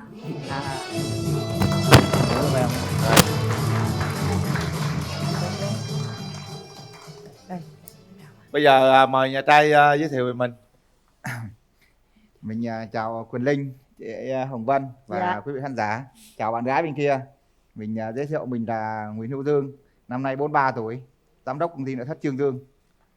Nguyễn gì? Nguyễn Hữu Dương. Dư hả? Dương. Dương á hả? Đúng rồi, Đại Dương. Đại Dương hả? Vâng. Đại Dương 43 tuổi. Vâng. Mình làm công ty gì? Công ty nội thất. Ở đâu? Gỗ. Tức là ở công ty thì trước ở Sài Gòn nhưng bây giờ chuyển về Thanh Hóa, nhưng bây giờ vẫn làm thì chứ vẫn Sài Gòn, Thanh Hóa, Hà Nội, tức là. Nhưng mà ở chính là ở đâu? Công trụ sở chính ở Thanh Hóa. Nhưng mà bạn là ở chính ở đâu? Ở thành phố Hồ Chí Minh ở đâu? Bây giờ thì vẫn ở Thanh Hóa. Vẫn ở Thanh Hóa là chính đúng không? Đúng rồi, chính. Rồi. Rồi bây giờ mình giới thiệu về mình đi. Dạ vâng, em xin chào anh Quyền Linh và con xin chào cô Hồng Vân, cùng chào các anh chị khán giả ở trường quay. Em tên là Thủy, hiện đang công tác trong lĩnh vực tài chính ngân hàng. Em đến từ Quảng Bình và hiện đang sống tại Nhà Bè, đang làm việc tại quận 4. Cái gì tùm lum hết trơn vậy? Dạ. Nói chung là bạn này là quê ở Quảng Bình nhưng mà bây giờ bạn đang làm việc ở Nhà Bè đúng không? Dạ, em đang làm sống việc ở Nhà Bè hay là sống Nhà Bè làm việc quận 4? Dạ vâng, đúng rồi ạ. Quận 4 là quận 4 phải không em? Dạ đúng rồi anh, quận 4 là quận 4 đó. Là quận 4 đó. Hình như gần quận 3 đây. Gần quận 3. Đúng rồi. Gần quận 3. Rồi. Nói chung là một người ở Quảng Bình, một người Thanh Hóa. Xét về mặt mà nội dung quê quán thì gần nhau. Nhưng mà làm việc có thể xa nhau, nhưng có thể là anh ra vô thành phố Hồ Chí Minh cũng thường xuyên đúng không? Dạ. Rồi, mình có điểm mạnh, điểm yếu nào nói chuyện cho đàn gái nghe với? Dạ. Điểm mạnh của em thì biết giao tiếp, cũng sống thật thà. Giám đốc là giao tiếp hết số 1 rồi. Rồi còn gì nữa? Nói chung là cũng thôi để cho bạn gái bên kia khám phá đi. Không, mình phải nói một chút xíu về sơ yếu lý lịch sơ cho bên kia người ta cảm nhận được. Mình biết, có biết nấu ăn này, dọn dẹp nhà này. Chà, may quá, em không biết nấu ăn. Rồi có điểm yếu gì không? Có điểm yếu thì cũng rất nhiều, nhưng mà như thế là sống cả nể. Rồi nhiều khi sống với bạn bè rất nhiệt tình. Rồi điểm yếu nữa là nếu mà đi nhậu về là say là ngủ hay ngáy. Còn bình thường là không. Ai cũng ngáy chứ. Nói chung là đàn ông nào thường mà làm mệt là ngáy thôi. Nhưng vấn đề là giám đốc mà mình cả nể rồi sao làm việc? Dạ, nói chung là nhớ cả nể bạn bè thôi chứ trong công việc thì không cả nể được ạ. Giám đốc là mình là chủ luôn đó đúng không? Vâng, đúng rồi ạ. Rồi. Mời nhà gái. Bây giờ mình sẽ nói về mình chút xíu. Dạ vâng. Về bản thân thì em thấy em là một người khá năng động, dạ, và tự tin. Về mặt giao tiếp tốt, thì tính tình thì cũng một chút hài hước và cũng một chút nghiêm túc. Thường thì rất là năng động nên là dành rất là nhiều thời gian để chơi thể thao, làm những cái thuộc về sở thích của mình như là đọc sách, đi cà phê với bạn bè, rồi làm những công việc, những sở thích của mình như là đi chạy bộ hay là những cái hoạt động thể thao ở ngoài trời. Dạ. Nói chung hai người đều năng động hết trơn ha. Hai năng động hiện đại hết á. Bạn gái cho mình hỏi đi, chơi thể thao bạn chơi môn gì bạn gái? Dạ, môn yêu thích của em bây giờ là chạy bộ và boxing, với lại là thôi boxing đó nha. Đừng có lạng quạng nha. Không, nhưng mà em giống bao cát mà anh. Hả? Em giống bao cát. Bao cát đúng không? Dạ, chào chị Hồng Vân. Vâng. Trời ơi, chị nghe tới chữ boxing một cái là chị phải qua chị coi để xem như thế nào. Yên tâm. Có thể bảo vệ được em hay không? Không. Dạ vâng, anh yên tâm, chỉ có đừng có làm em nổi nóng thì sẽ không xem anh là bao cát đâu ạ. Chà, thấy mệt rồi đó. hồi hộp đó. Nhưng mà bây giờ vậy nè, chị hỏi đầu tiên là chị hỏi về cái tình duyên trước đi. Vâng Thì ạ. hỏi nhìn em như thế này lại giám đốc nữa thì tại sao em lại có mặt ở đây? Thật ra là em trước cái đây 7 năm em cũng có chia tay với vợ. Vâng, 7 năm trước là cũng có 2 nhóc ở với vợ ở trong, trước là em ở trong này và làm ở trong này, ở nhà ở Gò Vấp. Bây giờ thì khoảng sau đến lúc hai vợ chồng chia tay thì em quay trở ra ngoài kia. Cũng sao? Vâng. 2 con chắc ở với vợ hả? Vâng, 2 con ở với mẹ. Rồi là mình chu cấp thôi đúng không? Vâng, đúng ạ. Bây giờ có 2 đứa nhỏ mà mình cũng phải có sự Đương thiệt nhiên. thòi, cũng phải có cái sự Phải có đánh trách đổi nhiệm để chứ. mà vâng, đúng, phải có cái sự, tức là 2 người thì vợ thì không thể để con cho mình nuôi 2 đứa được. 7 năm rồi hả? Vâng, 7 năm rồi. 7 năm có một mối tình nào nữa không? Có, nói chung là cũng có một mối tình thì được mấy tháng, xong thấy cô thực dụng quá thì chia tay. Còn cái mối tình sau này cũng chia tay được khoảng cũng gần 1 năm rồi. Thì thật ra là cô nó cũng không có gì cả, nhưng mà có một cái là không được là như thế là mình đi làm về á, xong đó là như đến lúc mà rảnh rỗi, cái lúc xem thực sự xong rồi hai vợ chồng giờ 2 người rảnh rỗi với nhau, tức là không phải vợ chồng nhưng ở chung rảnh rỗi với nhau thì cô nó không có cái nói chuyện, muốn nói chuyện thì cô không nói chuyện, nhưng mà lúc 11, 12 giờ, 1 giờ sáng cô gọi dậy nói chuyện. Có những khi mà cô nói chuyện nhiều quá mà lúc sáng đi làm mà lái xe đi mà không dám mở máy lạnh, phải hạ cửa kính xuống để chạy đi, rất nguy hiểm, sợ buồn ngủ đúng rồi, chính xác. Nên là Cô tôi nói quyết định chuyện lúc 1 giờ đêm, 2 giờ đêm không? vâng, chứ 11, 12 giờ, 1 giờ sáng cô Bạn- gọi dậy nói chuyện thì Bạn đó sống múi giờ bên kia. Không, đúng chắc rồi, cổ làm công an điều tra đó. Điều tra giờ đó nó khỏe. Rồi, Hôm qua ông coi tình nhà duyên gái vậy tôi đó, ha. đó, giới thiệu. Chào em Dạ, gái. chào anh, dạ. Dễ thương. Em nghe cái đường tình duyên bên đây em cảm nhận thế nào? Em có một câu hỏi dành cho nhà trai được không Rồi, ạ? hỏi đi. Dạ vâng, anh có nói là bây giờ vợ và con anh đang ở trong thành phố Hồ Chí Minh và anh rất là thương 2 cháu.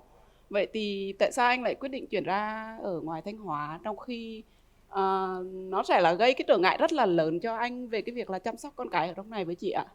Thì thật ra lúc đó thì công việc của em Dạ nó vâng. cũng không được thuận lợi.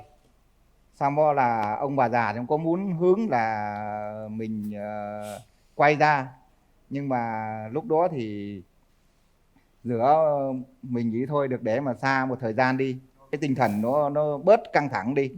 Lúc đó thì nói chung là khoảng 3-4 năm thì là mất lòng tin ở con gái, nói thật sự chứ không phải là mất lòng tin ở con gái, vì vợ chồng với nhau mà lúc quay mặt là sẽ thành người dưng liền, không còn cái gì cái tình cảm hết cả.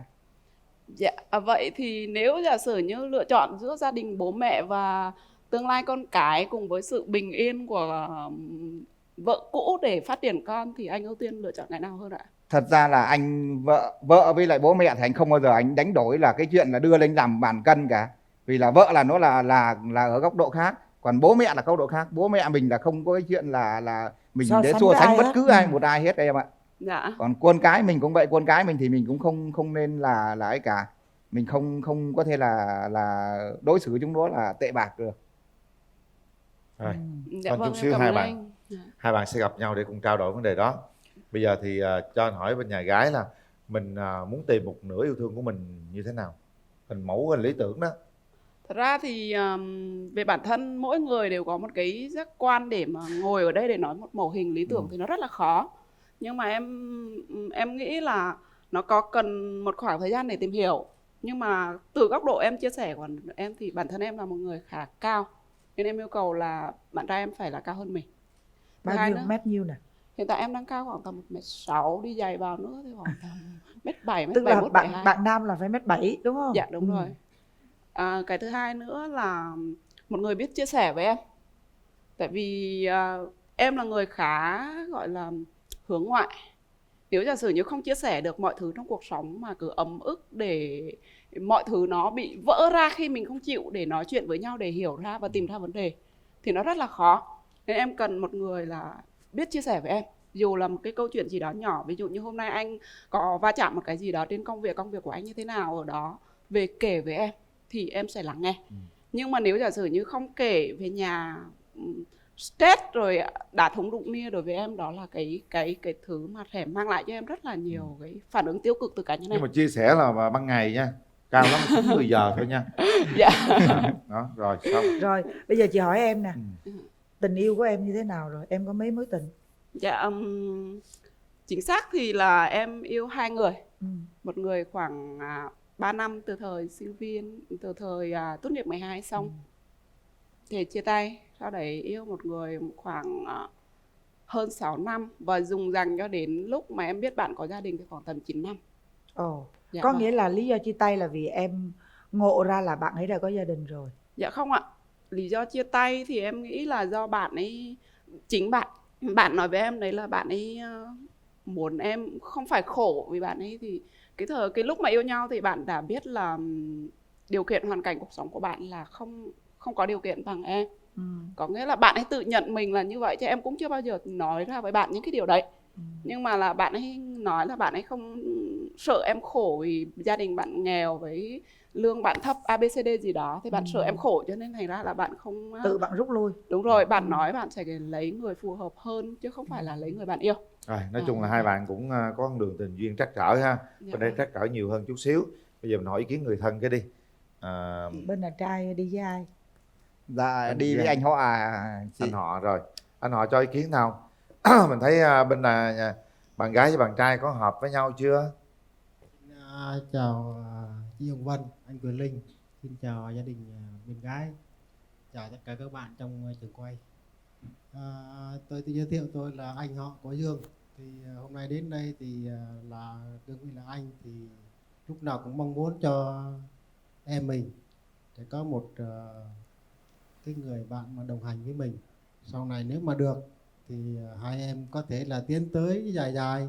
Còn anh cảm thấy là bạn gái bên này cũng xinh gái năng động đấy, nên là hai em xem xét nếu mà được thì theo anh nghĩ là cố gắng có thể là mình có một cái quan hệ rồi dài dài, sau này có thể là đến cái đoạn xa hơn đấy mình tìm lại một nửa miếng ghép của đời mình. Dạ vâng. Rồi, quên mình chưa hỏi chứ em á, cái mẫu hình lý tưởng của em á là như thế nào? Thật ra Phụ mẫu nữ hình lý Việt tưởng của Nam em hay thì là phụ nữ nước ngoài, tức là một cái gì đó nó một cái mặt bằng phụ nữ đó, mặt bằng phụ nữ công là sao? dung ngôn hạnh hay là cá tính mạnh mẽ này cái nọ? Thật ra là em thì là phụ nữ thì trông dễ nhìn chung một chút, đó là cái điều đầu tiên là để mà mình ấy. Phụ cái nữ nào cũng dễ nhìn, quan trọng mình có nhìn ta không thôi. Cái thứ hai nữa là phải biết nói chung là có hiếu với bên nội bên ngoại. Cái đó là thứ nhất là người ta nói phúc đức tại mẫu mà, nên là vợ là phải có cái đó là cái điều quan trọng nhất. Còn nói chung cuộc sống mà bây giờ nếu như mình phải đối tốt với người ta, người ta tốt với mình. Bây giờ mình bắt người ta tốt với mình mà mình không tốt với người ta thì chắc chắn thì sẽ không bao giờ có rồi. Này em chỉ cần có vậy thôi. Rồi, biết lo gia đình được rồi. Dạ. Rồi, nếu vậy bây giờ em đi với ai nè? Dạ vâng, em đi với đồng nghiệp và nhân viên của em ạ. Dạ vâng. Đấy, đồng nghiệp các cô gái xinh đẹp đấy. Vâng ạ, con xin chào cô Hồng Vân, chào chú Huyền Linh, chào anh Dương, bên nhà trai và quý vị khán giả. Con là Trân, là nhân viên của chị Thủy. Thì trong quá trình mà làm việc với chị Thủy á, thì con thấy là ở công ty thì chị Thủy rất là mạnh mẽ, rất là cá tính. Tuy nhiên thì khi về nhà thì chị Thủy rất là đảm đang. Chị Thủy nói là chị Thủy không biết nấu ăn, nhưng mà thật ra là chị Thủy nấu ăn rất là ngon luôn. Và sống rất là tình cảm. Nên là con với chị Linh đây đã âm mưu cho sếp đi lấy chồng, nên là tụi con tự đăng ký cho chị Thủy luôn. Ồ vậy hả? Dạ vâng ạ. Sếp có giữ không con? Nhiều khi Dạ. nói mà gì mà sai sai chút về tháng có trừ lương không? Dạ không có trừ lương đâu, rất là quan tâm đến nhân viên luôn. Tuy nhiên thì là trong công việc thì cái gì sai là sai mà cái gì đúng là đúng, chứ không có phải là nhân viên của mình sai thì bao che hay gì hết. Nói chung là rất là cá tính, rất là quyết đoán luôn. Cá tính mạnh mẽ đúng không? Dạ, đúng rồi ạ. Này tôi với ông không gây lộn, tôi thấy có một cái gì đó nó nha nha. Ok. Rồi thôi mở rào đi. Mở rào đi cho hai người này cũng đủ gọi là quyết định được cuộc đời của mình rồi. Mở rào.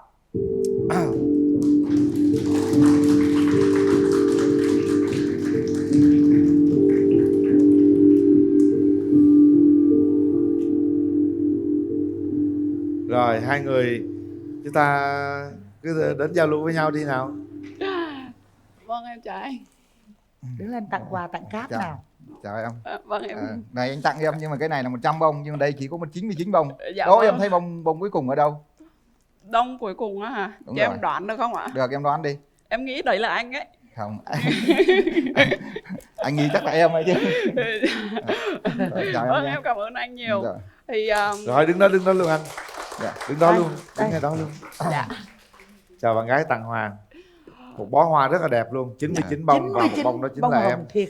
Thật ra là Cả em một là gia người tài của người ta khá rồi. vụng về, sống khá là yêu cảm xúc của mình và yêu những cái sở thích của mình.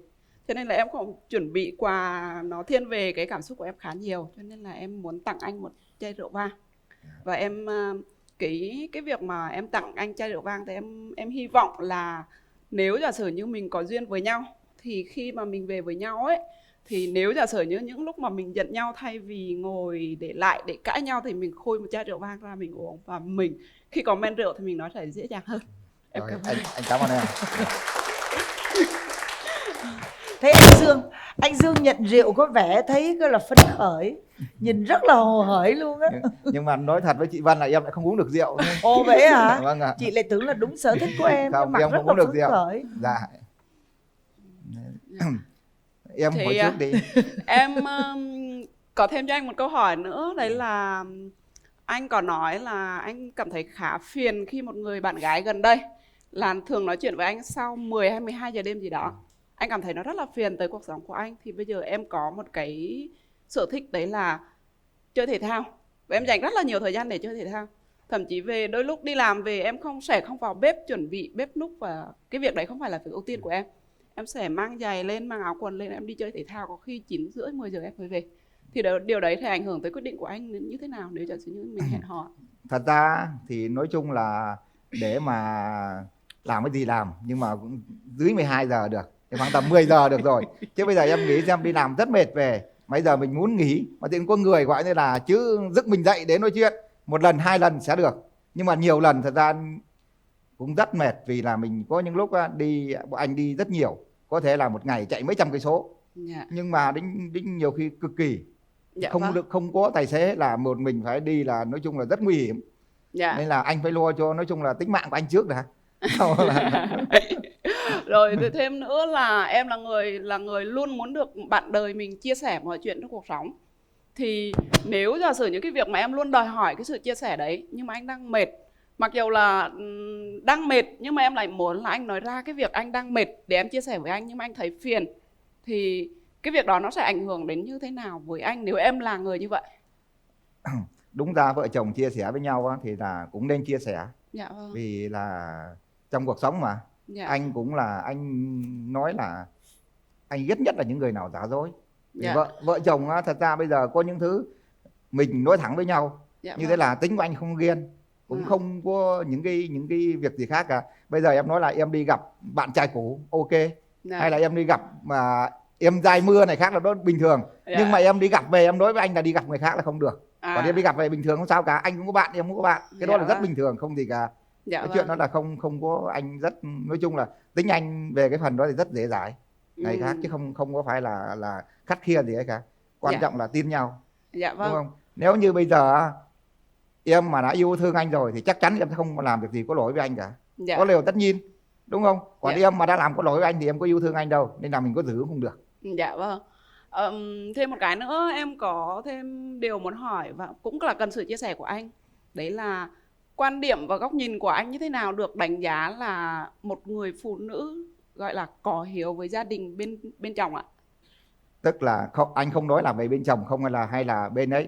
Thật Dạ ra vâng. bây giờ là vợ chồng là cả hai, đúng không? Dạ. Bây giờ có hiếu là sao em biết thương yêu bố mẹ em. Dạ Bố vâng. mẹ em thương yêu thì cũng như thương yêu bố mẹ anh thôi, không có sao cả. Dạ. Đúng không? Cái đó là cái điều tất nhiên để mà con cái sau này nhìn nhận vô. Để sau này mẹ mình có đối xử tốt với gia đình ông bà thì chắc chắn là nó cũng sẽ đối xử tốt với lại bố mẹ nó thôi. Nên là anh muốn là như vậy thôi chứ thật ra không gì khác cả. Dạ vâng. Vậy nếu giả sử như là về mà em cảm thấy em không thích, em sẽ đi, em sẽ nói anh ơi, mình đi ra ăn ngoài đi, em lười nấu ăn quá. tình huống đấy anh sẽ giải quyết như thế nào? Chế độ bình thường thôi, đi ăn thì đi ăn thôi chứ có sao đâu. Rất đơn giản mà, tự nhiên bây giờ em thích đi ăn thì anh cũng đi ăn như đó mà không phải dọn em. Dạ vâng, nếu giả sử những cái việc đấy nó chỉ xảy ra 1 tháng 2-3 lần thì nó không bị, nó rất là bình thường. Nhưng nếu giả sử nó xảy ra khoảng tầm 5-7 lần hay 9-10 lần nói chung là bây giờ nếu như mình cũng nên là đi làm về mệt rồi. Dạ. Nếu lúc nào mà cảm thấy nấu nướng được mình ăn thì nấu, không ra ngoài ăn. Bây giờ ra ngoài ăn cũng nhiều chỗ ngon mà em. Dạ. Thế đâu phải là có người ta dọn dẹp nữa đâu mà gì đâu, và rất bình thường. À vâng. Vậy thì anh nghĩ như thế nào về một người phụ nữ là nhuộm tóc màu rất là sáng, ăn mặc rất là sexy, rồi là móng tay thì luôn xanh đỏ tím vàng, tất cả những cái... Thật ra anh không có quan trọng gì bề ngoài cả, nhưng mà miễn là sao là cho nó vừa phải được rồi, nó đừng có ấy quá. Như thế nào được gọi là vừa phải hả? Tức là bây giờ em ra ngoài đường thì mặc kín đáo này khác, đúng không? Còn tóc bây giờ em nhuộm nhiều màu thì mai mốt anh bao giờ nhuộm lại một màu. Em thương anh thì em nhuộm lại một màu chứ có gì đâu. Nhưng mà cái việc rõ ràng là em nhuộm tóc màu là cái việc mang cho em vui vẻ và hạnh phúc. Tại sao em thương anh em phải nhuộm màu đen, nhưng mà anh thương em anh lại không để cho em chơi những cái này ạ? Thật ra anh nói với em này, nhuộm tóc nói chung là cái chuyện đó là sở thích của em. Dạ. Chứ không phải là một cái gì để mà nó cũng không tô tát gì cả, đúng không? Dạ. Nhưng bây giờ thì thật ra vợ chồng mà phải chia sẻ, cái đó là sự chia sẻ đấy em. Dạ, đúng không? Như bây giờ anh bây giờ như sở thích của bây giờ anh em như vậy là không được.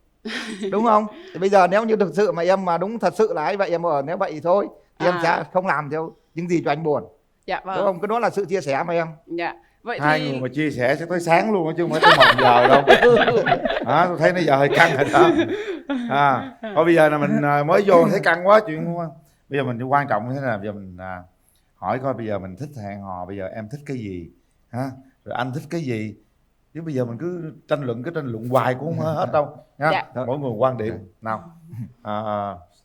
Bây giờ mình hỏi xem, ví dụ giờ anh với em lớn rồi, mình có thể nếu mà hiểu nhau, bấm nút tìm hiểu đúng thì khoảng bao lâu mình chấp nhận có thể về chung một nhà, rồi mình có con như thế nào đó, trao đổi cái đó đi nha. Mình chỉ có 2 phút thôi, nãy giờ tranh luận hết nửa tiếng rồi đó. Em nghĩ sao nữa bây giờ mà bao giờ tiến tới hôn nhân? Em thì quan điểm của em là em cần 3 tháng để hẹn hò, và sau 3 tháng sẽ xác nhận là có thể tiếp tục nghiêm túc hay không, là cái thứ nhất.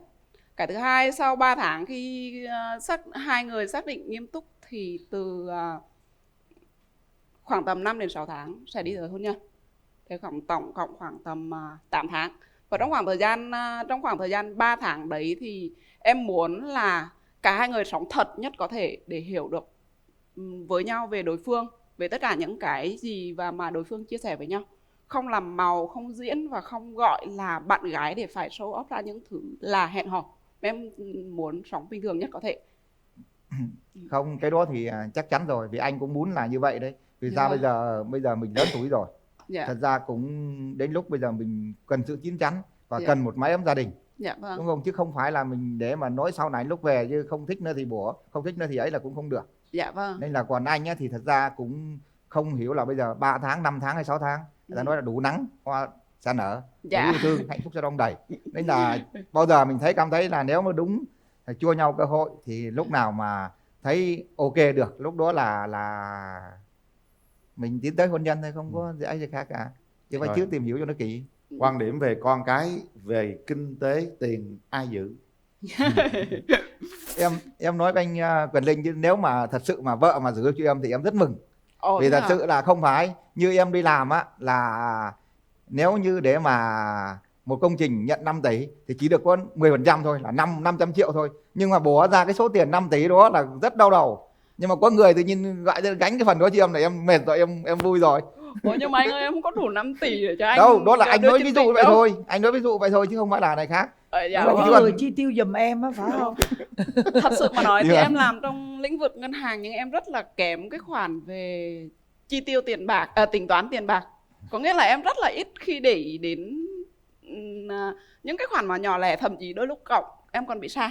Có nghĩa là em không để ý đến tiền của mình trong ví. Thật ra là tiền bạc này, tiền bạc vợ chồng giống cũng có nhau cả. Dạ, chứ không phải là cái gì ấy cả. Dạ. Nhưng mà bây giờ như thế là anh kinh doanh thì không bao nhiêu làm công nhân 1 tháng 5 triệu, 10 triệu, 20-30 triệu phải đưa cho vợ.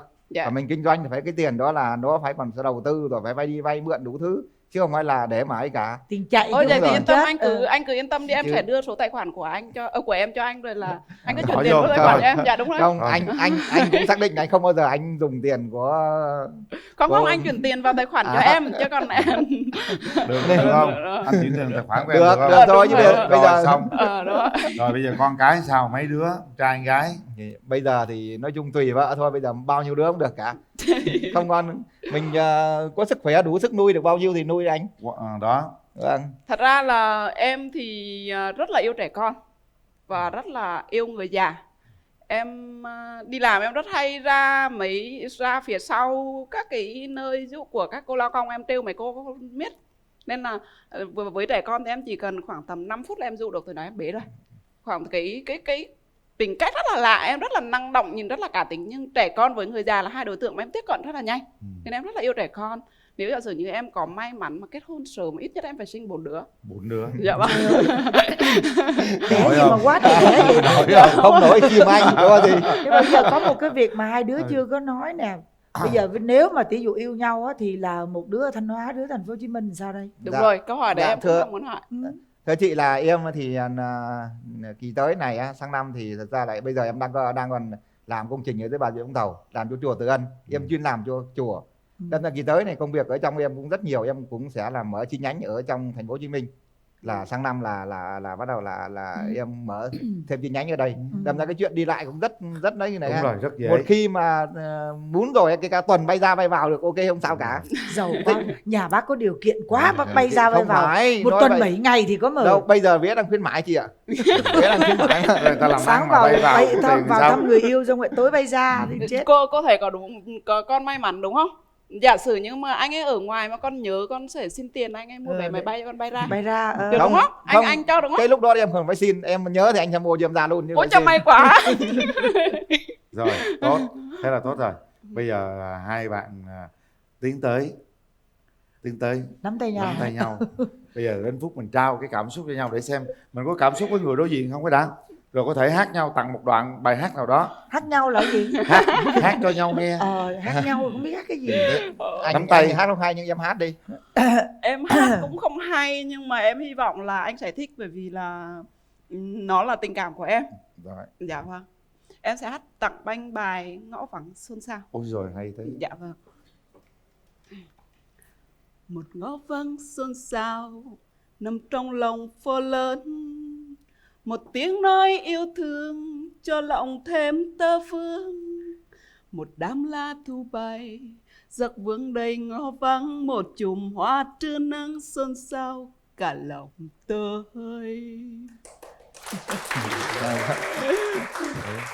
Tôi yêu người tôi lặng thầm yêu như người ngõ vắng. làm một bông hoa nắng.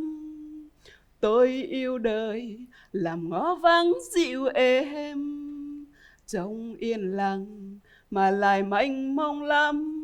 Hãy ngước nhìn kìa trời xanh bao la, vì nắng mai nên mưa rồi trưa hè loang nước. Dù muốn nói với nhau nên nhìn nhau rất lâu. Chiều ngõ vắng xôn xao có thêm bầy bé gái cùng nhảy dây khoe áo, răng hoa ngập hồn tôi. Rồi có bạn trai, các bạn trai đi nào. Sẵn cho anh một bầy bé gái luôn đó. Thôi bây giờ là em hát cũng không hay mà hát chỉ một đoạn thôi nhá. Trong cái bài bạn thế là giờ anh nắm tay em lấy kia.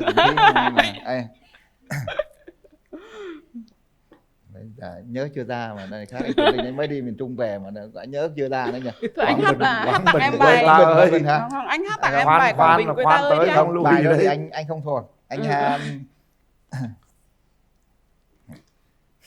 yên tâm nha, anh đừng có run, em đang ở bên anh mà. Run quá, em đang ở bên anh mà. Run quá không hát được. Hát bài Hoa Thanh Huế đi. Đâu, thôi giờ mà hát bài mùa nước lũ đi. Bây giờ lũ nhiều mà đúng không? Tôi mới đi về tôi nghe rồi đúng nhỉ? Người đàn ông vừa từ vùng lũ trở về đó.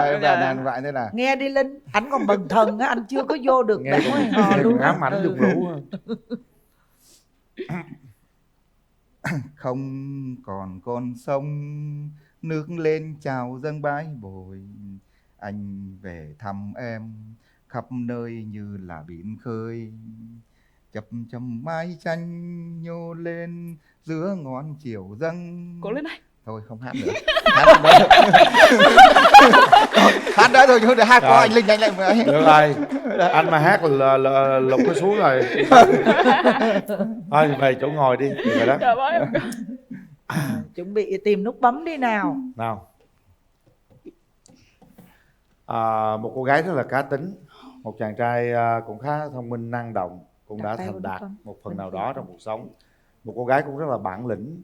Hai người chúng ta nhắm mắt lại, kiểm tra con tim mình một lần nữa xem nãy giờ cái câu chuyện mình trao đổi với nhau, xem một nửa mảnh ghép này có thực sự hợp với mình hay không.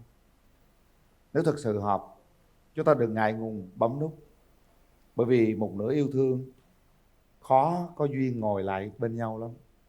Còn nếu không thích, không phải cảm giác đây là ai đó trong cuộc đời này, mình dành một nửa yêu thương đó, dành nút bấm nó cho người khác. Chúng ta không nên dối con tim của mình. Không bấm vì bất kỳ điều gì, mà chúng ta chỉ bấm bằng trái tim của mình các bạn nhé. Và khi bấm chúng ta phải có trách nhiệm với nút bấm đó. Không phải bấm để chơi, không phải bấm để uống cà phê, mà bấm để chúng ta có thể tiến xa hơn nữa. Nào, bây giờ hãy suy nghĩ thật kỹ. Sau 3 tiếng đếm nha. 1 2 3. Hết thời gian. Hai người bấm cùng một lúc luôn á. Nào. Yes. Nắm tay nhau. Được rồi đó. Trời ơi.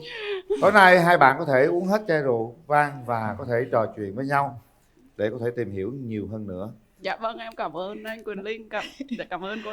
Nói nghe nè, tầm như là bạn bè với nhân viên của em á, muốn em đi lấy chồng lắm hay sao? Bấm một cái mới nhỏ vậy đó. Giống như mừng. Tại vì ế lâu nên là nó thế đó ạ. Và tụi nó ngồi cầu hàng ngày luôn ấy. Nó cũng có lý do. Không ế đâu em, mà đang chờ cái người tử tế. Dạ. Đâu mà. Thế là anh là người tử tế của em không, đúng không? Anh không dám nhận là người tử tế, nhưng mà chắc cũng không phải là người hư. Dạ. Không, hai em nó muốn sếp lấy chồng sớm á, đỡ bị la, như vậy đỡ lo đó. Nó ngồi có sếp bên nó căng thẳng làm gì không được. Thật ra em ít la lắm. Dạ, nhưng có sếp ngồi cũng bên cạnh nó căng thẳng lắm. Ừ. Không, nó cũng lo cho hạnh phúc cho sếp đó. Dạ. Thôi, hai bạn cũng lớn rồi, nó Dạ. đủ quyết định cuộc đời của mình ha. Hai Dạ. bạn cũng rất là cá tính, những cái con người hiện đại. Dạ. Anh nghĩ rằng là nếu thật sự tìm hiểu nhau, nếu cố gắng chăm sóc, cái mối quan hệ này nó sẽ lớn dần lên và nó trở thành một trái tim. Dạ vâng. Trong ngôi nhà. Dạ, bây giờ trao nhau cái nụ hôn gọi là dặm mặt coi nè. Nào, lần đầu tiên ta hãy đến Rồi với nhau. xin phép nhà gái nha. Nhà gái khoái lắm, ngồi cười hoài rồi. Đó. Đấy, đơn giản là như thế. Rồi, chúc cho Thanh Hóa với là Quảng Bình ha. Quảng Bình quê tôi Thanh Hóa vừa rồi cũng có bão đi qua. Dạ vâng. Nó cũng đang có thể gọi là hồi phục sau cơn bão lũ, và các bạn hãy làm điều gì đó tốt đẹp cho quê hương của mình và làm gì đó để chăm sóc mối tình các bạn. Dạ vâng. Chúc các bạn hạnh phúc. Cảm ơn em, cảm ơn anh chị. Dạ. Chương trình có một cái món quà, đó là máy nước nóng hiệu Sentong ha, nhập khẩu từ Mã Lai. Còn đây là bình nước nóng Atlantic, nhập khẩu từ của Pháp, nhập khẩu từ Thái Lan. Hai bạn gọi là 1 đổi 1, được bảo hành trong 1 năm, trị giá là 7 triệu. Dạ. Không là cái gì đối với các bạn, nhưng mà nó là gọi là tấm lòng của chương trình. Dạ tặng vâng, cho các bạn. Hãy đưa một bó hoa tươi thắm 99 bông và một bông đang đứng ở đó luôn. Trời ơi, nó nặng lắm luôn á. Đúng rồi, đẹp đấy. Ôi, thôi em gửi cái này đi. Bó hoa em đẹp cầm đấy. hoa thôi. Trời ơi, cái hoa nó nặng. Dạ vâng. Tại vì là tình cảm của anh ấy cho nên là thành ra nó mới nặng như thế này Rồi, đấy. Vậy đó. Đi xuống đi rồi tôi đưa cái chai này cho. Dạ. Nha. Đây. Đi theo ơi, chờ bạn gái, chờ bạn gái. Đi nhanh quá. Đây, tôi theo đi đây. có máy là đi Xuống luôn. Đây. Đâu có được. Dạ, có máy đi luôn. Có máy phải chờ bạn gái chứ. Rồi, tối nay hai người uống hết chai rượu đi. Qua đây, qua trái. Đây, xin mời. Đi qua đây luôn. Qua thảm đỏ luôn. Đấy. Giống như cô dâu chú rể đi chào. Đây, qua đây. Đi qua thảm đỏ không biết luôn. đường rồi. chú Quỳnh Linh ạ. À. Dạ em rất vui vì ngày hôm nay được có mặt tại chương trình này, bởi vì em đã đăng ký chương trình này cách đây 4 năm. Và năm ngoái thì em được mời để mà đi casting, rồi kéo dài cho đến năm nay, cũng trải qua rất là nhiều đợt dịch Covid á, cho nên cũng bị hoãn rất là nhiều lần ghi hình. Nhưng mà cuối cùng thì ngày hôm nay em đã có mặt tại chương trình, nên ngày hôm nay em cảm thấy rất là hạnh phúc. Dạ. Rồi, cảm ơn rất nhiều cô trợ lý ha. Hôm nay thì có một anh này cũng trục trặc cũng nhiều lần đó, thành ra là chú nghĩ rằng là cái duyên đó, Dạ. cái duyên cho dù qua bao nhiêu phong ba bão tố trục trặc gì họ cũng gặp nhau trên sân khấu này. Đúng rồi. Mà Mà dành cho nhau luôn, tại sao không gặp người khác? Đúng rồi. Tại sao không gặp một đợt khác? Đúng mà rồi, đúng đợt này gặp luôn, đúng mới đợt gặp này nhau. luôn đó. Người Mà này cũng một trục trặc. người là hai người đều thích tổng thống đó. Đó chưa gì là chung ý tưởng rồi đó, tại vì những người tổng thống thường họ có tư chất giống nhau, khả năng lãnh đạo. Bây giờ cô gái thích không thích đàn ông ở điều gì? Dạ em không thích một người đàn ông thiếu suy nghĩ, làm việc cũng như là xã giao phải có chừng mực. Chừng mực hả? Dạ chừng mực ở Cái nào đây. là chừng mực? Cái này khó quá. Dạ chừng mực ở đây là mình không quá yêu thích cũng không quá ghét, luôn luôn mình giữ ở một cái tình trạng là trung tính thì mình sẽ đủ để mà kiểm soát cũng như là xử lý tình huống, xử lý vấn đề. Dạ đó. Xin chào cô Hồng Vân, xin chào chú Quyền Linh, xin chào tất cả các quý vị khán giả. Em xin tự giới thiệu, em tên là Nguyễn Trường Minh Hiếu. Năm nay em 34 tuổi, hiện tại đang sinh sống và làm việc tại thành phố Nha Trang. Nha Trang, cứ Dạ. làm gì Hiếu? Dạ hiện tại em đang làm trợ lý tổng quản lý của một khách sạn 5 sao ạ. À vậy hả? Dạ. Khách Quá sạn dữ nào luôn vậy? ha. Khách sạn nào mốt tôi ra Nha Trang tôi ghé ở nghe. Dạ. Tổng quản lý đó. Dạ trợ lý ạ. Trợ lý, tổng quản lý đúng Dạ, không? dạ. Không, nhưng mà trợ lý là sẽ dễ liên lạc hơn là bạn kia đúng không? Sắp xếp nha, sắp xếp cho ở khách sạn thử nha. Dạ. Thôi mời em trai. Dạ em chào anh Quyền Linh. Dạ em chào chị Hồng Vân. Chào cưng. Dạ chào bạn nữ bên cạnh. Em tên là Trần Nhật Duật. Em năm nay 33 tuổi. Em đến từ Phú Yên. Công việc của em là làm quản lý chất lượng trong một công ty về ngành in ấn. Làm ở đâu? Dạ quận 3. Làm quận 3 thành phố Hồ Chí Minh. Dạ. Quê Phú Yên luôn. Dạ. Mỗi năm về Phú Yên mấy lần? Dạ trung bình là một lần, cả năm thì hai ba lần. Dạ. Bây giờ chắc phải về hoài luôn, bởi vì trước khi tới Phú Yên phải đi qua Nha Trang. Dạ dạ. Rồi mình nói một chút về cái điểm mạnh điểm yếu của mình đi cưng. Dạ điểm mạnh của em là em lạc quan trong cuộc sống. Em có một cái nếp sống khá là gọn gàng, sạch sẽ. Trong công việc thì em rất là chăm chỉ và nhiệt huyết trong công việc. Dạ. Còn có điểm yếu nào không? Dạ điểm yếu của em là do cái môi trường làm việc của em á là đòi hỏi mọi thứ phải luôn luôn sạch sẽ và trau chuốt, cho nên em khá là kỹ tính và chi tiết từng điều rất là nhỏ. Dạ cho nên đôi khi mọi người sẽ nghĩ là em hơi khó tính. Dạ. Rồi mời bạn trai. Dạ ưu điểm của em vui vẻ với là biết lắng nghe chia sẻ. Còn cái khuyết điểm của em là hay ít nói với là hay ngại ngùng rụt rè trước chỗ đông người anh. Dạ. Ít nói ngại ngùng. Dạ, dạ. Có mấy mối tình rồi em? Dạ em có một mối tình. Một mối dài không? Dạ hơn 1 năm. Hơn 1 năm. Lý do tại sao chia tay? Dạ một phần còn cách xa, với là xa. lúc đó em đi làm đây, bạn ấy cũng đang sinh viên học ở Phú Yên á. Dạ với là quen nhau tìm hiểu cũng thấy cái tính tình nó chưa có gắn bó nhiều, nên mới quyết định thôi dừng lại. Rồi. Dạ. Em chia tay bao lâu rồi cưng? Dạ cái mối tình đó là em 28 tuổi á, chắc 5 năm rồi chị. Ồ 5 năm rồi hả? Dạ. Là do yêu xa đúng không? Rồi còn em? Dạ em có một mối tình lúc em còn là sinh viên. Mối tình đó kéo dài khoảng 1 năm. Dạ. Thì em chia tay ngay khi em tốt nghiệp đại học rồi. Nên là lâu rồi đó. Dạ đúng rồi. Mà em không có mối tình nào khác nữa? Dạ sau đó thì em không có một mối tình nào khác ạ. Không tin được luôn á, thực sự là không tin được luôn á. Vậy là mười mấy năm độc thân hả? Tại vì bạn này quá là xinh xắn luôn, phải thực sự là như vậy luôn á. Mà không biết sao mười mấy năm mà. Mười mấy năm luôn á. Dạ. Mười mấy năm luôn. Em mong muốn cái người bạn trai sẽ như thế nào? Dạ em rất là thần tượng Tổng thống Obama á. Dạ. Em thích một mẫu người đàn ông mà có năng lãnh đạo, yêu thương gia đình và vợ con, giống như Tổng thống Obama vậy. Tức là về tính cách thôi chứ ngoại hình là không có muốn giống ổng không? Dạ ngoại hình thì em muốn một người thon gọn. Thon gọn. Thon gọn, cao ráo. Dạ. Da có đen giống Dạ da thì ngâm ngâm thôi, hoặc là trắng cũng được. Dạ chứ không đen, em không thích đen ạ. Thần tượng tổng thống hèn chi giờ này mười mấy năm rồi chưa có ai là làm gì có ai giống ổng. Áp lực không? Dạ hơi hồi hộp xíu. Hồi hộp, áp lực, chị cũng muốn áp lực đây nè. Rồi em không thích điều gì ở người bạn trai? Em không thích một người con trai mà không biết cư xử chừng mực.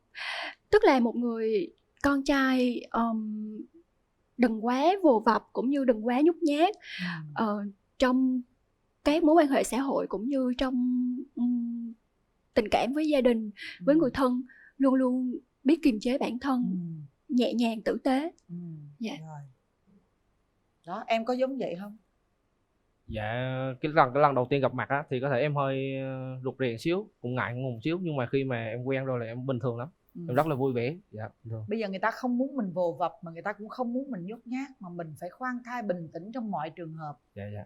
Nhút nhát nhưng mà cũng không quá nhút nhát dữ lắm. Bạn này là đòi hỏi hơi bị cao đó, mà em không có miếng nào giống Obama hết trơn á. Bây giờ sao ta? Ông ở đây cứu bồ nhà trai đi chứ. Cười quá. Cười gì? Người ta không có giống Obama, người ta giống người khác, giống cá tính của người ta được rồi. Miễn sao là gặp mình chinh phục được rồi ha. Cá tính có lo. giống không? Đừng có biết lãnh đạo không? Em biết Donald Trump nhiều hơn là Obama. Đúng rồi đó. Chị cũng giống em, bắt tay cái. Dạ dạ. Chị cũng khoái một người giống như là ông Trump vậy đó. Dạ. Ủa sao ai cũng thống, ai cũng tổng thống hết trơn vậy? Rồi cho tôi xem mặt đàn gái coi. Đó. Bây giờ ông đoán thử cái đàn gái bên tôi sao? Ông đoán thử rồi. Chắc chắn thon gọn rồi đó. Đúng rồi. Còn gì nữa? Nãy thích thon gọn. Một người phụ nữ nhẹ nhàng nhưng mà trợ lý tổng đốc xinh đẹp. Trợ lý tổng quản lý chứ. Tổng quản lý một khách sạn 5 sao là luôn luôn sẽ tiếp xúc với người nước ngoài đó. Người xinh xắn ở đó. Nha Trang nữa. Nhưng mà hơi khó tính. Đúng rồi. Khó tính thành ra mới làm mười mấy năm á, bởi vậy bạn này rất là khó nè. Dạ khó tính mới làm quản lý đó anh. Dạ. Chào em gái. Dạ em chào chú Quỳnh Linh ạ. Dạ em rất vui vì ngày hôm nay được có mặt tại chương trình này, bởi vì em đã đăng ký chương trình này cách đây 4 năm. Và năm ngoái thì em được mời để mà đi casting, rồi kéo dài cho đến năm nay, cũng trải qua rất là nhiều đợt dịch Covid đó, cho nên cũng bị hoãn rất là nhiều lần ghi hình. Nhưng mà cuối cùng thì ngày hôm nay em đã có mặt tại chương trình, nên ngày hôm nay em cảm thấy rất là hạnh phúc. Dạ. Rồi, cảm ơn rất nhiều cô trợ lý ha. Hôm nay thì có một anh này cũng trục trặc cũng nhiều lần đó, thành ra là chú nghĩ rằng là cái duyên đó. Dạ. Cái duyên cho dù qua bao nhiêu phong ba bão tố trục trặc gì họ cũng gặp nhau trên sân khấu này. Đúng rồi. Mà dành cho nhau luôn. Tại sao không gặp người khác? Đúng rồi. Tại sao không gặp một đợt khác? Đúng mà rồi. đúng đợt này gặp luôn. Đúng đợt này luôn đó. Người này cũng một người là có hai người đều thích tổng thống đó. Đó chưa gì là chung ý tưởng rồi đó. Tại vì những người tổng thống thường họ có những tư chất giống nhau, khả năng lãnh đạo. Bây giờ cô gái thích không thích đàn ông ở điều gì? Dạ em không thích một người đàn ông thiếu suy nghĩ, làm việc cũng như là xã giao phải có chừng mực. Chừng mực hả? Dạ chừng mực ở đây. đây. Chừng mực cái này khó quá. Dạ chừng mực ở đây là mình không quá yêu thích cũng không quá ghét, luôn luôn mình giữ ở một cái tình trạng là trung tính thì mình sẽ đủ để mà kiểm soát cũng như là xử lý tình huống, xử lý vấn đề. Dạ rồi. đó. Giấu cảm xúc đó, người phải biết giấu cái cảm xúc. Khó lắm. Dạ. Như ở mình mà nghệ sĩ mà nhạy cảm xúc như bộc lộ ra hết, thật trúng như tới luôn vậy đó. Tại vì mình là nghệ sĩ, không có cân bằng được, còn người ta là doanh nhân mà. Rồi bây giờ thì mình hỏi ý kiến người thân đi ha. Dạ. Con gái đi với ai? Dạ em đi. Sao Linh không hỏi gì bên kia vậy? Người ta không hỏi gì cái ước mong của cái người bên kia, họ mong Tính không hỏi luôn. Hỏi đi. Hỏi đi để biết hỏi chứ. Dạ. Bây giờ em thích người phụ nữ như thế nào? Em nghe vậy em có áp lực không nè? Dạ bình thường chị. Không áp lực gì chứ. Dạ. Mình là mình. Dạ, tổng thống là tổng thống. Dạ, đừng có lo gì chứ á. Thấy không? Dạ em thích một cô gái hiền lành, đạo đức, biết cư xử, biết sống là được. Bên kia chắc được á. Dạ. Còn gì nữa không? Vậy được rồi, hiền em lành. không thích người phụ nữ điều gì? Em không thích người phụ nữ, chỉ cần cô ấy đạo đức với là thủy chung một xíu là được. Bên đây yên tâm, những thứ đó có rồi đó. Chờ đợi chương trình 4 năm nay là hiểu rồi đó. Đừng nói chi, đừng nói gì hết trơn á. Nhiều đó đủ hiểu rồi. Em đi với ai vậy? Dạ em đi với em trai của em. Em trai? Dạ. Trai dễ thương. Con xin chào cô Hồng Vân, con xin chào chú Quyền Linh, con xin chào anh trai. Và xin chào mọi người ở trường quay. Con tên là Thịnh, là em trai của chị Hiếu. Chị Hiếu ở nhà là một người phụ nữ của gia đình. Dạ, thì chị thật sự là rất kỹ tính và sạch sẽ. Trong một thời gian dài thì chị đã không có một mối tình nào, và có một mối tình thì chị không có kể cho con biết, nhưng mà con cũng hiểu tính của chị là một người cần một sự kiên nhẫn, cần một người bạn trai kiên nhẫn và rõ ràng với chị mọi điều, tại vì chị sẽ là người phụ nữ hay thắc mắc. Dạ. Chị Hai, em mong chị Hai cho anh này một cơ hội để tìm hiểu, rồi tại vì cũng là nhân duyên sau một thời gian chờ đợi lâu dài. Em xin cảm ơn. Trời, dễ thương quá trời đất luôn. Đi với ai? Dạ em đi mình. Mình hả? Ba. Được rồi, vì lý do xa nhà nữa ha. Dạ, ba mẹ cũng muốn vô lắm mà hơi gấp, xếp được. Rồi không sao, có mọi người xung quanh để ủng hộ em. Bây giờ Đúng mở rồi, rào có hai ông đứa mối gặp mặt lo nha. gì, có ông mối bảo Yên tâm. kê rồi. Bảo kê cho. Rồi, mở rào. Việc của mình là tấn công nha.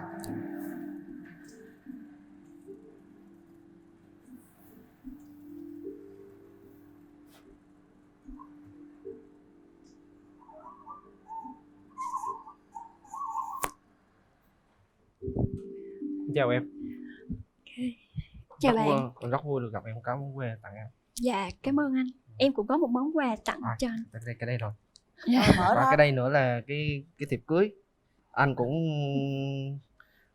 mong mỏi lắm rồi. Với là cái đây là sự nghiêm túc. Anh cũng trong cái thiệp đây là nó hơi đặc biệt là anh ghi tên sẵn ba mẹ anh với là tên anh. Còn phía nhà gái thì anh chưa trống. Ý là anh cũng mong mỏi á, cái ngày mà có thể các cô dâu ghi tên trong này á. Dạ. Dạ rồi. Rồi mình mở quà ra đi, mình mở quà của mình đi. Dạ cảm ơn anh. Em thấy anh đến đây có một mình hay em đi với ai? Anh đi có một mình à? Vậy hả? Ba mẹ anh ở quê cũng muốn vô lắm mà thu xếp chưa được. Ông bà cũng về đó cũng cầu nguyện lắm. Dạ ok. Rồi mở em mở cái quà ra đi.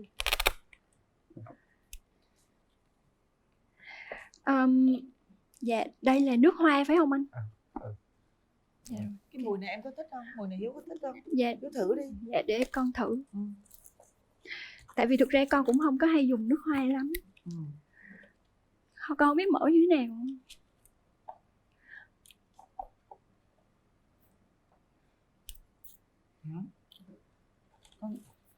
Dạ. Con cảm ơn.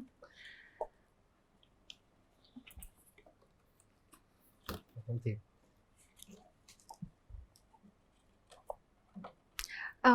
Anh có thể đọc cái lời em ghi trong cái thiệp chúc này.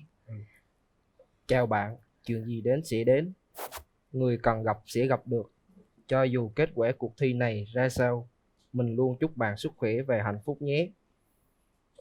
Hiếu. Rồi, Cảm ơn em. Hiếu tặng cho cái gì ạ? Dạ. Hiếu tặng bạn cái gì ạ? Dạ con tặng cho bạn trai này một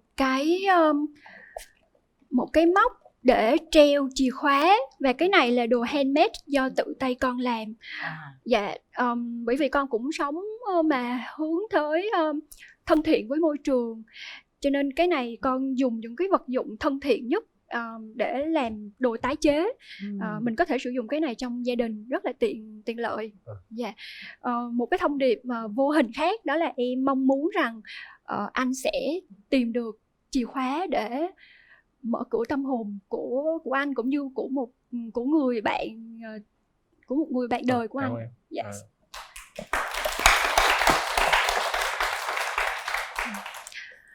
Rồi. Ngồi. Dạ. Hai bạn về vị trí ngồi đi. Ngồi đối diện nhau đi con. Dạ. Hai bạn ở cũng không cách xa nhau. Phú Yên với Khánh Hòa thì cũng sát bên nhau. Dạ. Nhưng mà không bao giờ gặp mặt. Còn bao nhiêu cách trở, bao nhiêu khó khăn, bao nhiêu trục trặc bây giờ phải gặp mặt nhau. Mình cảm nhận thế nào? Em nói trước đi anh nghe. Dạ, đầu tiên thì được biết anh là đến từ Phú Yên, là một vùng đất mà gần gũi với Nha Trang, Khánh Hòa. Em cũng trân quý cái sự chịu khó và cái sự đồng hương này, dù sao mình cũng là miền Nam Trung Bộ. Đúng rồi. Dạ, ok. Nhưng mà hiện tại anh đang làm việc ở thành phố Hồ Chí Minh phải không? Đúng em. Dạ. Anh làm công việc gì và làm được bao lâu rồi? Cụ thể là bộ phận QA á, quản lý chất lượng. Ngành in. Dạ. Anh làm ở công ty gì? Công ty của Nhật, Red Tech. Công ty của Nhật. Dạ. Nghe cái tên là QA có nghĩa là quản lý chất lượng, chắc là anh làm về mảng thuộc kỹ thuật hả? Mình ký bài in đó em, chấm bài in đó. Chấm bài in. Đúng rồi. Dạ, ok. Anh có bạn bè hay người thân ở Nha Trang hay là ở thành phố Hồ Chí Minh không? Anh có người thân, cũng có mấy anh chị họ đồ. Rồi ở Nha Trang thì anh không có. Dạ. Em thì em rất là yêu động vật á. Em đang nuôi chó với nuôi mèo ở nhà nữa. Không biết là anh có sở thích về động vật không? Anh cũng thích chó nhưng mà chó nhỏ thôi anh thích, còn chó lớn thì cũng hơi ngại xíu. Dạ. Ok. Bây giờ hỏi đi, gặp em anh thấy sao, rồi gặp anh em thấy sao đi. Anh thấy em cũng dễ thương, xinh xắn, nói chuyện chín chắn. Dạ, cảm ơn anh. Sợ em thấy anh ít nói quá, sợ chê thôi. Dạ. Nhưng mà đã khi mình quen nhau rồi thì anh không phải vậy. Thường gặp đối tượng anh hay ít nói, ngại ngùng xíu. Dạ. Em cũng làm việc cũng khá lâu rồi, em cũng có nhiều đồng nghiệp quê ở Phú Yên, cho nên đối với em thì người ở Phú Yên không có gì là xa lạ với em hết. Anh thấy em trẻ hơn tuổi 34 ạ. Cảm ơn anh quá rất nhiều. trẻ luôn á, thật sự. Dạ, cảm ơn anh rất nhiều. Không biết là anh có sở thích hay là có đam mê gì? Anh thích thể thao thì anh thích chơi bóng đá. Dạ. Thích chơi đá bóng, như là thích coi đá bóng luôn. Còn cũng thích nghe nhạc, trữ tình, bolero rồi vậy. Rồi làm cái bài bolero nào coi, nghe chơi cái coi. Anh hát bài Đến Nước đi. Dạ. Mẹ nói với anh mẹ rất thương em, thương vì nết na nhu mị ngon hiền. Ý mẹ thầm mong em là dâu, xin em một câu hẹn ước, cậy người qua mỗi mai chậu cau. Dạ. Là cậy ông Quyền Linh đó, cậy ông Quyền Linh qua mối mai trầu cau. Nãy giờ ông đang làm việc đó đó. Rồi em gái hát đáp lại cái đi, giao lưu âm nhạc chút đi. Dạ, em cũng có chuẩn bị một bài hát để tặng cho anh, cũng như là góp vui cho chương trình. Em sẽ tặng anh một bài hát bằng tiếng Anh nhé. Hold me now, touch me now, I don't want to live without you. Nothing gonna change my love for you. Nothing gonna change my love for you. Thôi coi như quên đi. Dạ em quên mất rồi. Bây giờ mình vào câu chuyện tình yêu hai bạn nè. Thật sự là cái quãng đường của hai bạn hiện nay rất là xa. Dạ. Yêu xa là như thế nào? Nói đi. Em vô đây khi nào? Em mới đến Sài Gòn tối hôm qua. Em bắt chuyến xe từ tối hôm qua và mới đến Sài Gòn sáng sớm nay. Đối với em thì Sài Gòn cũng không quá xa lạ, bởi vì em đã từng học đại học ở thành phố Hồ Chí Minh. Sau khi ra trường thì em có làm việc ở thành phố Hồ Chí Minh được 5 năm. Em không ngại vấn đề yêu xa, và em nghĩ là Sài Gòn với Nha Trang nếu mà đi máy bay chỉ chưa tới 1 tiếng, mình có thể dành thời gian nếu như mình có thể sắp xếp được. Anh biết. Em không biết là thường cuối tuần anh hay làm gì? Cuối tuần rảnh thì anh cũng chơi thể thao, xem phim, nghe nhạc. Với nhiều khi anh bên đạo Công giáo á, nhiều khi cũng rảnh đi lễ rồi vậy. Dạ. Đi lễ nhà thờ á. Okay. Em gái có đạo không? Dạ em là đạo Công giáo ạ. Rồi chúc mừng luôn, hay quá. Coi như là cuối tuần cho mình bay ra Nha Trang, mình cùng đi nhà thờ. Dạ. Có sẵn khách sạn ở rồi, đâu tốn tiền đâu. Hôm nay lễ Thánh Giuse này em đi lễ chưa? Dạ chưa ạ. Dạ em chưa đi. Rồi, dự định khoảng bao nhiêu năm kết hôn, hai bạn bàn với nhau đi. Em trai hỏi đi. Theo em thì mình quen nhau khoảng thời gian bao lâu là mình có thể tiến tới hôn nhân? Nếu mà em tìm được một người tâm đầu ý hợp thì em nghĩ là 6 tháng đến 1 năm là thời gian lý tưởng và vừa đủ để mà hai người có thể bàn tính đến chuyện lâu dài rồi. Dạ. Nãy giờ nói chuyện với anh em có thấy anh ổn không? Hay là em có nhận xét gì? Em nhận ra ở anh có một cái sự chất phác của một người con trai miền Nam Trung Bộ. Bởi cái giọng nói của anh hiện tại vẫn chưa có thay đổi nhiều. Ngoài ra thì em cũng nhận ra là tuy anh 33 là anh chỉ ít hơn em có 1 tuổi thôi, nhưng mà nhìn anh cũng khá là chững chạc ở ngoại hình. Cảm ơn em. Dạ. Còn anh ngoài thấy em trẻ trung thì anh có nhận xét gì về em không? Em hiểu biết, thấy nói chuyện anh thấy em nói chuyện hiểu biết, với lại cũng thông minh. Giờ có thích hay không thì nói một chữ đó. Con gái người ta hỏi có một câu đó thôi đó. Bây giờ anh có thích em không? Anh thích em, và mình có thể cho nhau cơ hội để mà tìm hiểu sâu hơn nữa sau chương trình này. Trái tim anh là sao? Bây giờ là em bước tới nắm tay cô gái ấy, nhìn thẳng vào mắt và nói những cái gì mà nó từ trái tim mình. Đúng rồi, thật nào, nhất. bước tới đi. Dạ. Cho anh nắm tay em. Dạ vâng. Anh thấy em anh cũng mến. Dạ. Mình có thể cho nhau tìm hiểu để mình hiểu nhau về cái tính cách. Bây giờ cái tính cách nó quan trọng nhất. Khi mình sống với nhau là bắt đầu là tính cách. Không ai hoàn hảo hết, nhưng mà nhiều khi mình về sống với nhau bắt đầu nó có những cái khuyết điểm. Mình cứ thể cho nhau tìm hiểu. Dạ. Em rất là vui khi có mặt ngày hôm nay tại chương trình, cũng như là gặp được một người bạn trai như anh. Dạ. Và quyết định đến với nhau hay là có tìm hiểu nhau hay không, anh sẽ có câu trả lời sau vài phút nữa thôi. Cảm ơn em. Dạ. Rồi, về vị trí, để tay vào nút bấm các bạn. Sau khi trò chuyện, sau khi giao lưu với nhau, rồi bây giờ chúng ta sẽ quyết định bằng chính nút bấm đó. Sau 3 tiếng đếm nha. 1 2 3.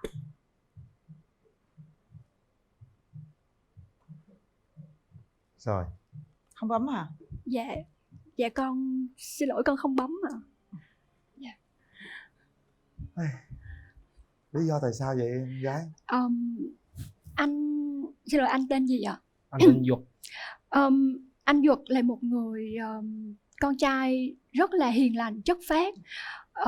Em rất là trân quý cái sự cái tính cách hiền hòa này của anh. Dạ. Nhưng mà thực ra em vẫn chưa, trái tim của em vẫn chưa thực sự rung động, và anh vẫn chưa làm cho em cảm thấy có thể dâng trào cảm xúc được với anh. Dạ. Nhưng mà như em có ghi trong cái thiệp đó, điều gì đến thì sẽ đến, người cần gặp rồi sẽ gặp được. Cho nên em hy vọng rằng và luôn luôn cầu chúc cho anh sẽ gặp được một người con gái hợp với anh nhất. Và chúc anh luôn luôn có sức khỏe, luôn luôn thành công trong công việc và trong cuộc sống. Cảm ơn em. Dạ. Đó là quan điểm của mọi người, chúng tôi trân trọng những quan điểm đó. Dạ. Ha, mọi người chúng ta không rung động, không bấm. Dạ.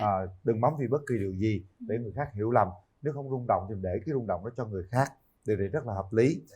Chúc hai bạn sớm tìm được một nửa yêu thương của riêng mình nha. Dạ. Đây là những món quà dành cho các bạn. Những món quà để nhớ một ngày nào đó mình đã tham gia chương trình Bạn Cảm Muốn ơn Hẹn chú Hò Quỳnh nhé. Linh. Dạ. Dạ, chiếc nón bảo hiểm này rất là dễ thương. Còn cảm ơn cô Hồng Vân rất nhiều. Ngày hôm nay con rất là vui vì được gặp cô trực tiếp, mặt giáp mặt trong khoảng cách ngắn như thế này. Con cũng rất là mến cô qua các cái vở kịch cũng như là các cái chương trình trên truyền hình. Con cũng quý chú Quỳnh Linh nữa. Cảm ơn con nhiều nha. Đây là món quà dành cho con, hệ thống Fitness Yoga nha. Cảm ơn. Con thích yoga phải không? Dạ đúng rồi, con thích yoga lắm. Con chỉ cô Hồng Vân tập yoga cho nó nín đi. Đây là một món quà tặng riêng cho con, bộ son môi Eureka của Nhật, cho thép Vina QA tặng cho con. Dạ. Cảm ơn cô. Thì còn quăng qua la chú hoài suốt vậy đó. Thấy thương chú lắm. Hoài à. Rồi bây giờ chúc hai đứa sẽ tìm được một nửa của mình nha. Dạ. Rồi. Hẹn gặp cô Hồng Vân, chú Quyền Linh một ngày nào đó ở Nha Trang. Rồi. Dạ. Chắc chắn sẽ tới đó. Dạ. Khi nào tới nhớ ra nhắc câu chuyện ngày hôm nay nhá. Dạ chắc chắn Vì của rồi. chú là ở khách sạn thường xuyên lắm. Dạ Nhá. con biết. Đi công tác suốt à. Dạ Rồi. con biết. Chúc mỗi đứa sẽ sớm tìm hạnh phúc Đây, cho riêng con mình. bên đây. Dạ. Mỗi người một con đường đi. Đành phải thế thôi.